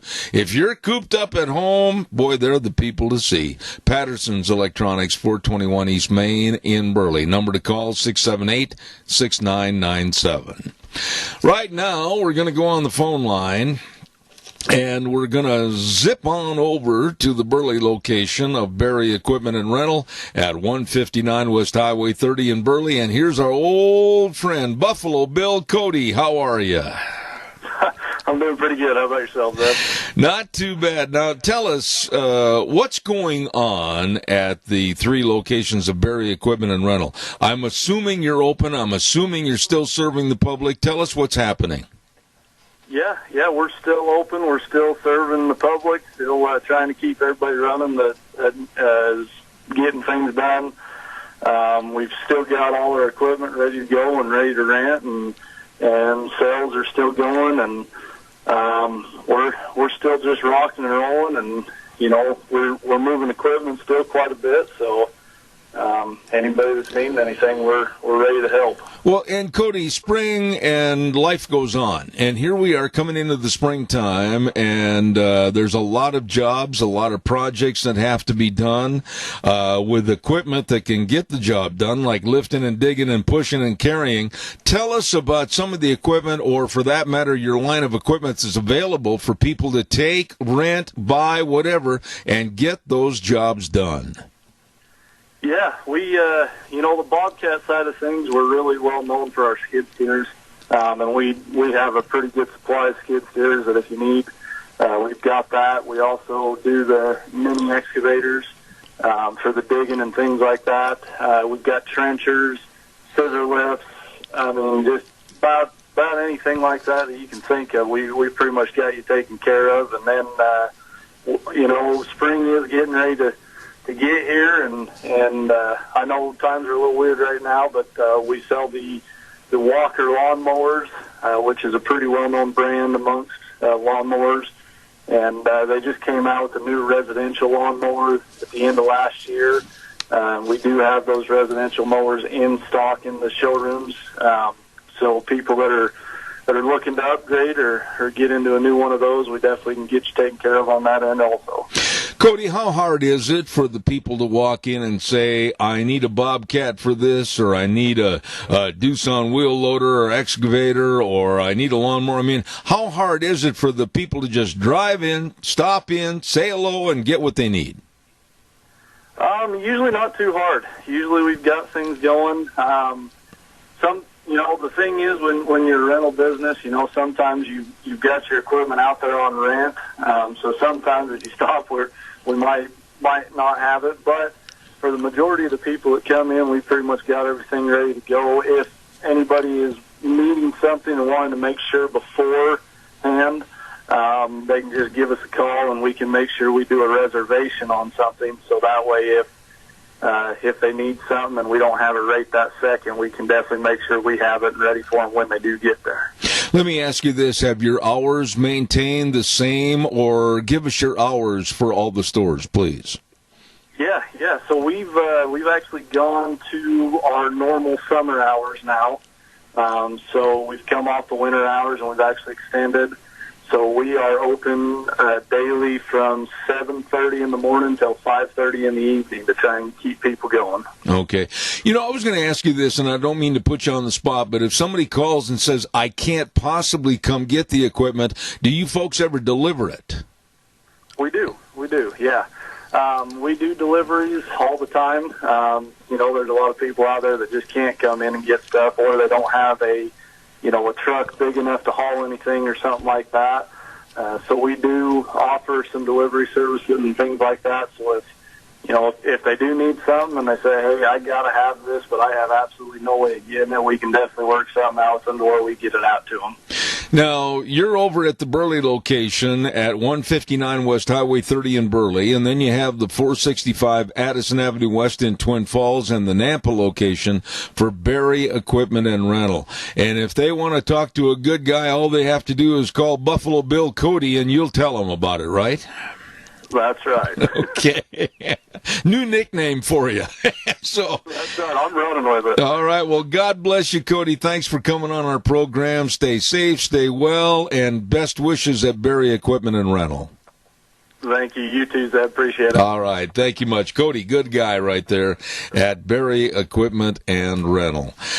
Quick note, as I said earlier, next week on Monday at 10:30, we're going to welcome back Vicky's Country Gardens for the best of gardening and growing and lawn care and everything else. She's going to be on our program next Monday at 10:30. Vicky's Country Garden. You can stop in, see her at 185 South 600 West of Paul, or give them a call at 438-5663, okay? Vicky's Country Garden coming back on next Monday at 10:30. Right now, we're going to send it back over to Wheels for the 3-minute break at the bottom of the hour. We'll be back in just a few minutes. And now, back to Zeb at the Ranch on AM 1230 KBAR. To reach Zeb, call 436-2244 or toll free 1-866-927-4587. And now, here is Zeb Bell. My next guest has been on my program numerous times in the past, and I always look forward to having his schedule coincide with mine so I can keep him on the program. Wheels, did you say something? Yes, I was just going to let you know that I haven't been able to get a hold of him yet, but I am still trying. Oh, don't quit. Don't quit. Thank you. We're hopefully going to get our guest back east on the program in Washington, D.C. momentarily. Wheels is still working on that. And during the interim, I would remind you that next Wednesday on the program, April 8th, we're going to have a very small 30-minute or less Easter service on the air. Yes, because most churches are going to be closed on Easter Sunday, which I think is a shame. I thought to myself, nope, we're going to have the celebration and commemoration of Easter the way it should be, but we're going to do it right on the radio next Wednesday, the 8th at 10:30. And our thanks go out to Pastor Paul Thompson. And we are going to be celebrating Easter and what it really means on next Wednesday, the 8th at 10:30. So don't forget to tune in for that. Wheels, any luck on getting Raynard Jackson? I haven't. I'm trying to find a secondary number. Okay, I don't have another number, or I would give it to you, my dear friend, but just keep plugging away if you would, please. And during the interim, we'll ask for calls to come in, 436-2244, 1-866-927-4587. While we're waiting, we'll tell everybody, too, about our friends at Lee's Furniture, Floors, and More. Oh, my. All businesses are really putting forth the best of effort to help you and serve you. And Lee's Furniture, Floors, and More, no different. And they're on limited hours right now at Lee's Furniture, but I urge you to call. I really urge you to call, because Jeff told me on the phone the other day, call and they'll make arrangements to have you come down to the store, see what you want, get what you want. It's all there at Lee's Furniture, Floors, and More. The number to call, write this down, 878-2341. That number again, 878-2341. Lee's Furniture, Floors, and More. All your furniture, all your mattresses, all your carpeting, all your flooring. It's all there at Lee's Furniture, Floors, and More. Wheels, did you say something again? Yes, sir, I did. I have your guest on the phone for you. Very good. Deanne, if you'll hand me that status sheet over there, please. We have our guest that I always look forward to having on our program. And, of course, he is a Pulitzer Prize-nominated columnist and president and CEO of Raynard Jackson and Associates in Washington, D.C. Good morning, sir. How are you? Hey, Jeb, my friend, how you doing?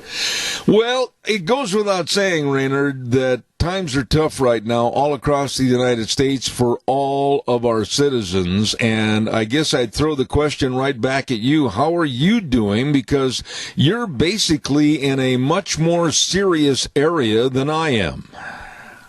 Yeah, matter of fact, Jeb, I am doing fine physically. I'm safe so far, but I tell you, Zeb, I am going stir crazy looking at these four walls, and I'm really frustrated that one country, Zeb, make a conscious decision to screw up the whole world, and this China, their decision not to be honest and truthful is going to cost our world north of $50 trillion on top of all the debt, and they have to be held accountable.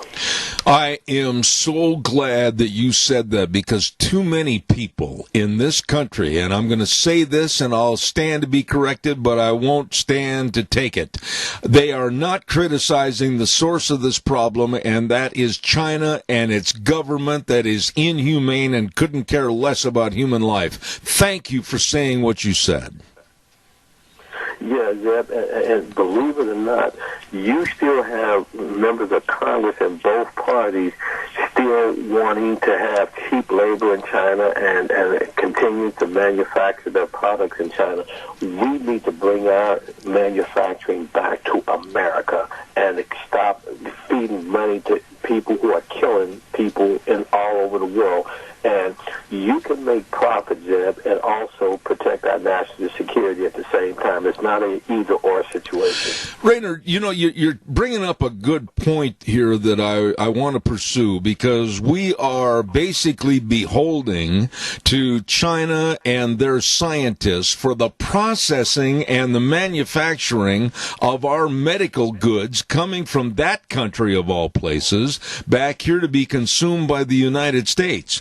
After this coronavirus, and learning about the origin of the virus and the filthiness and the lack of hygiene with the wet markets and everything else that might have started this virus, what in the world is the matter with us that all senators and congressmen are stamping their feet right now in the halls of Congress and saying, tomorrow it ends? Yes. And believe it or not, yet you still have, like in this bill that was signed by the president last week, do you realize that they increased the number of H-1B visas of people coming from China and India to take American jobs? Oh, my goodness. We need to vote these guys all out of office, and if there's a way to legally prosecute them, we need to do that, Jed. America first. And I'm tired of our elected officials putting the interests of foreign countries above our American citizens. You know, you're closer to this than I am back in Washington, D.C., and I know you rub elbows with these people all the time.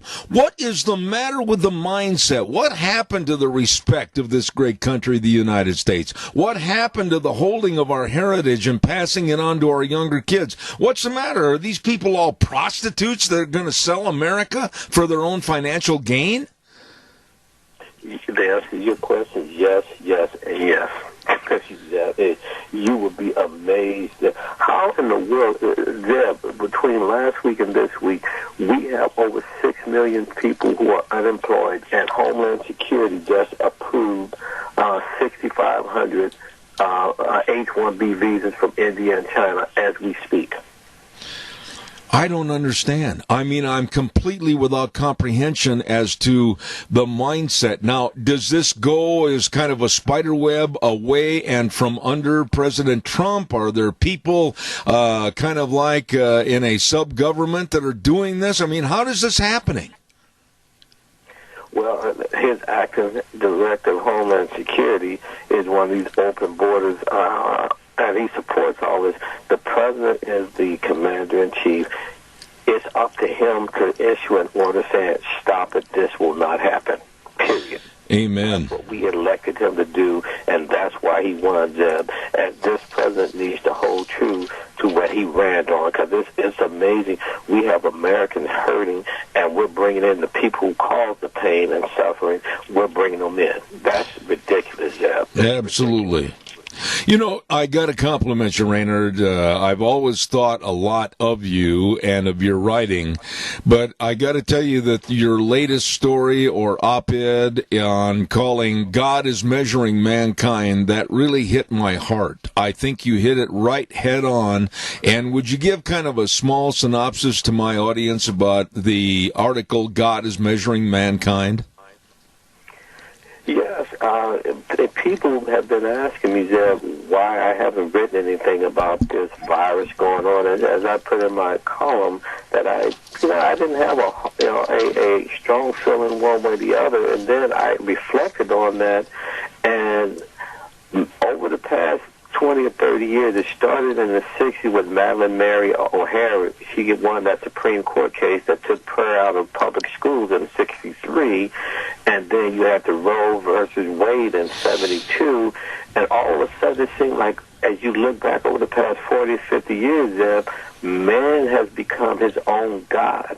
And I was making the argument in this column, maybe this virus is a wake-up call from God telling mankind that you are not in control, you are not God, I am still in control of this ship, and you all need to recognize and acknowledge me. Man is not the measure of all things, and too many of us think we are our own God, Zeb, and I think that's infiltrated, especially in America, where we think, God is getting kind of up there in age, and so a baby is born with a penis, but we're telling people, no, God made a mistake. That guy with a penis is really a girl, and the girl born with a vagina is really a boy, and so surgically we're altering these things because God and his senility is beginning to make mistakes because he's of old age now, and man has began to think that he is God, and maybe this virus, Zeb, is a way for God to get mankind's attention again. Raynard, you talked to me many, many times on the radio, and we both are on the same page. But in the last month, I have been absolutely shocked at some of the headlines on various big newspapers like the New York Times, etc., Washington Post, just to name a few, the Boston Globe, that have come out and absolutely denigrated Christianity, made fun of Christianity. Look what they did the other day to Mike Lindell over in the White House Rose Garden. I mean, all of this is just a slam to faith believers and Christians. No question. And as you may remember, I'm a graduate of Oral Roberts University, so I take this stuff very personal and very seriously. And for them to ridicule Mike Lindell, and if you don't know his personal story, this guy was strung out on drugs and through his Christian faith, got back on his feet, opened up, go to mypillow.com, and the rest is history. But I think the reason he is sober now, the reason he's drug-free, is because he acknowledges Zeb and recognizes that there's a power far beyond him that helped him get back on his feet, and he, within himself, didn't have the power. So he had to lower himself in order for God to be lifted up. And look at him now. He's the embodiment of the American dream. And for the liberal media to ridicule someone who professes faith in God, I think that's beyond the pale. But yet, if Mike had come out and said he's homosexual, these same people would be throwing a party for him. Absolutely. You know, the last few words of what he said at the White House the other day, if you don't mind, I'd like to repeat those words and have your response. He said, meaning Mike's saying this right now, I encourage you to use this time at home to get back in the Word, read your Bible, and spend time with your families. Nothing wrong with that. A very wholesome statement, and the left was burning their hair in hatred over him for saying that. Isn't it amazing, Zeb? I did an interview a couple weeks ago, and I said, even if you don't believe in God, Zeb, who can argue that the Ten Commandments are not good ways to live your life, regardless of what country you live in? Those are principles that are universal, but yet you and I, your audience, we believe in God. And so it's amazing every time people like Mike Lindell or what's the football player? Oh God, I'm looking at him. That played in the NFL. Went to Ben Watson. Why am I drawing a blank? Ben Watson. Who confessed his Christian faith, who he was ridiculed when he talked about his Christian faith and interviewed after an NFL game. Mm-hmm. But yet these same people who come out in pro sports and say they're homosexual, the whole media puts them on the front page and say, what courageous man this person is. Doug Flutie. Oh, yeah. Isn't it amazing when he talked about his Christian faith, this same media said, that's a private issue. Keep that to yourself. You should not be talking about your faith in the public square. But yet it's okay to talk about you liking little boys and you being involved in deviant behavior. So we as Christians and conservatives, I'm telling you, we got to stop apologizing for our faith and start standing up publicly and privately for our values. Let me ask you this, Raynard, and I'm very concerned about this. As we go into this Sunday being Palm Sunday and the following Sunday being Easter Sunday, a time that families always go to church and enjoy each other's company and enjoy the great glory of God, and it's diminished, it's stopped, it's put on the back burner right now. Do you think that this diminishment is going to have a long-term effect on curtailing religion and Christianity in this country? If we Christians continue to put our head in the sand and continue to be afraid of speaking our Christian value, the answer is yes. Because remember what conservatives did, back in the early 70s, said, we don't need to worry about the judiciary, the court system, because we voted for senators and congressmen who are going to keep abortion the way it is. And guess what? The court system turned their back on us. Every time we think someone else is going to fight our battle for us, Zeb, and going to continue our value system, guess what? We get screwed over. And Christians, Zeb, better start taking a more vocal stand, because these radical liberals every day of the week, 24/7, are pushing that liberal agenda down our throats, Zeb, and we are not matching them dollar for dollar, inch for inch, and we better start doing a better job of standing up for what we believe in. And I totally agree with everything you're saying, and you and I are talking about it right now on the airwaves. But before we take that caller, stand by. I want to ask you this question, and I don't mean to simplify it, but what more can we do? I will stand toe-to-toe with anybody, Raynard, and profess my values and also my Christianity, but what more can we do? We got to be willing, Zeb, and this may be a hard pill to swallow, we must be willing to lose a couple of elections in the short term to these guys we are electing to the House and the Senate up here.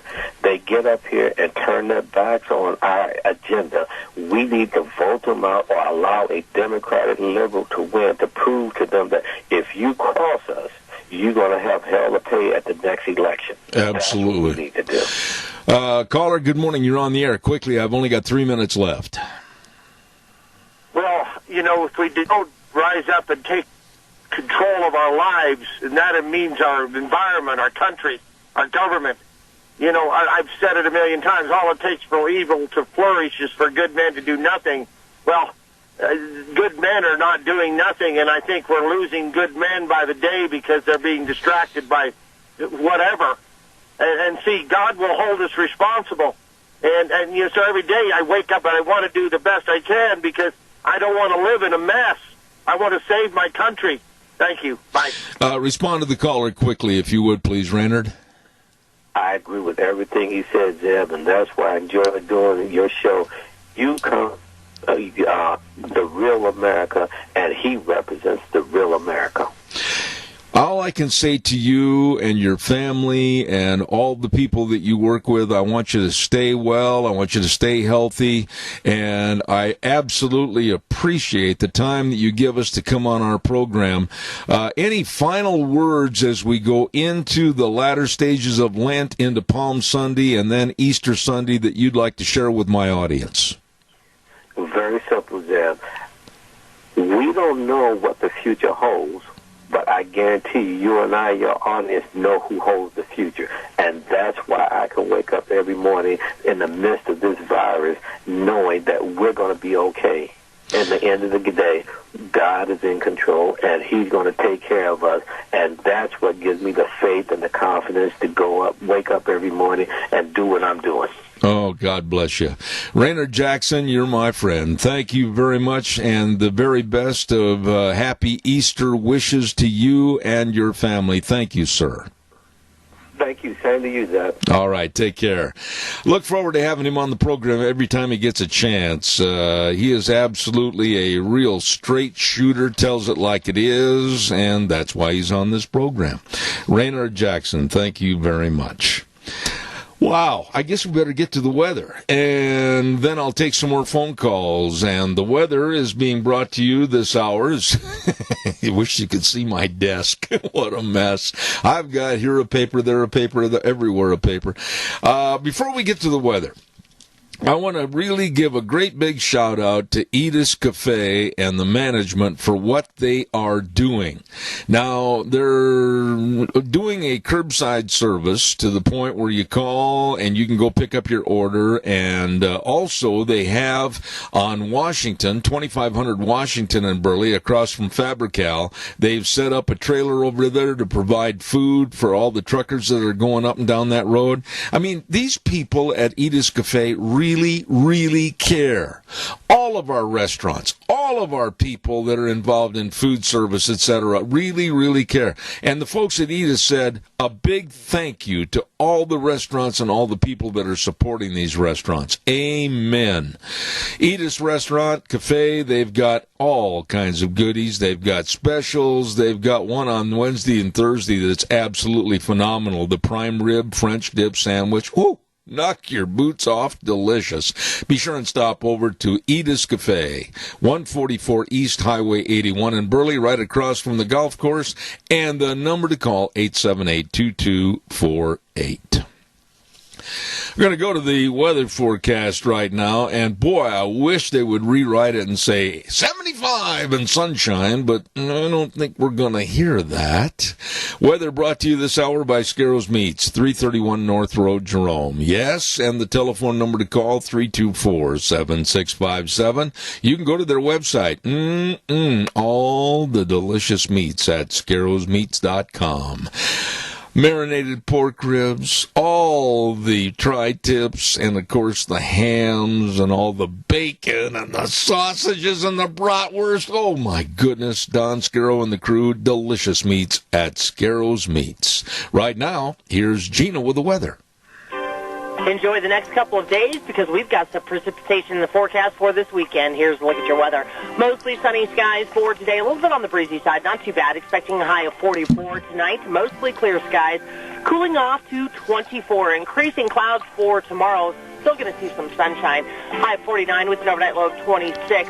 By Saturday, mostly sunny, 55. However, Saturday night and Sunday, rain and or snow showers are going to be in the forecast. Lows in the mid-30s. Highs are going to be in the mid-50s. That's a look at your weather forecast for Zeb Durant. Thank you very much, Gina, and brought to everybody by Scarrow's Meats, 331 North Road, Jerome, and they are changing the way we eat, one delicious bite at a time. My wife and I have been involved in a big cleaning project while we are basically locked in and prisoners of our own home. And we accidentally found this card. Deanne actually found it and gave it to me this morning that had been sent to us quite some time ago by a dear friend. And it's so appropriate for what's going on today. And it's a little bit lengthy, but I'm going to read the verbiage on this card. So here we go. I'll bet you've had about enough of people telling you how strong you are and how great you're doing during this awful, difficult period in your life. Maybe you'd rather hear someone say how much this sucks, how outrageous and unfair it is. Maybe you'd rather hear someone tell you that you don't have to be strong all the time, or that it's definitely okay to curse fate and throw a tantrum or two. So here I am to tell you all that stuff and more, to let you know where I stand, which is right in your corner. There's no right or wrong way at a time like this. However, you work through this thing, and how you do it is immaterial to me. All I care about is that you ask for what you need. Lean on those who love you, and try to trust me when I say that you'll come back out on the other side. That card was sent to me years and years ago, and we found it, and it's so appropriate for today. Deanne and I want to wish you and your family, your businesses, everything, the very best. Times are tougher now than they have possibly ever been in this country. And I want you to know that we're praying for you, your success, and your future. And I appreciate my audience for listening to this program. We're going to be back here on Monday at 8:06. And, of course, we always wrap up the program by saying the way things were or the way things ought to be. And these 4 words right now mean more to me than anything else. In God we trust. Take care, stay well. God bless. We'll see you next Monday at 8:06.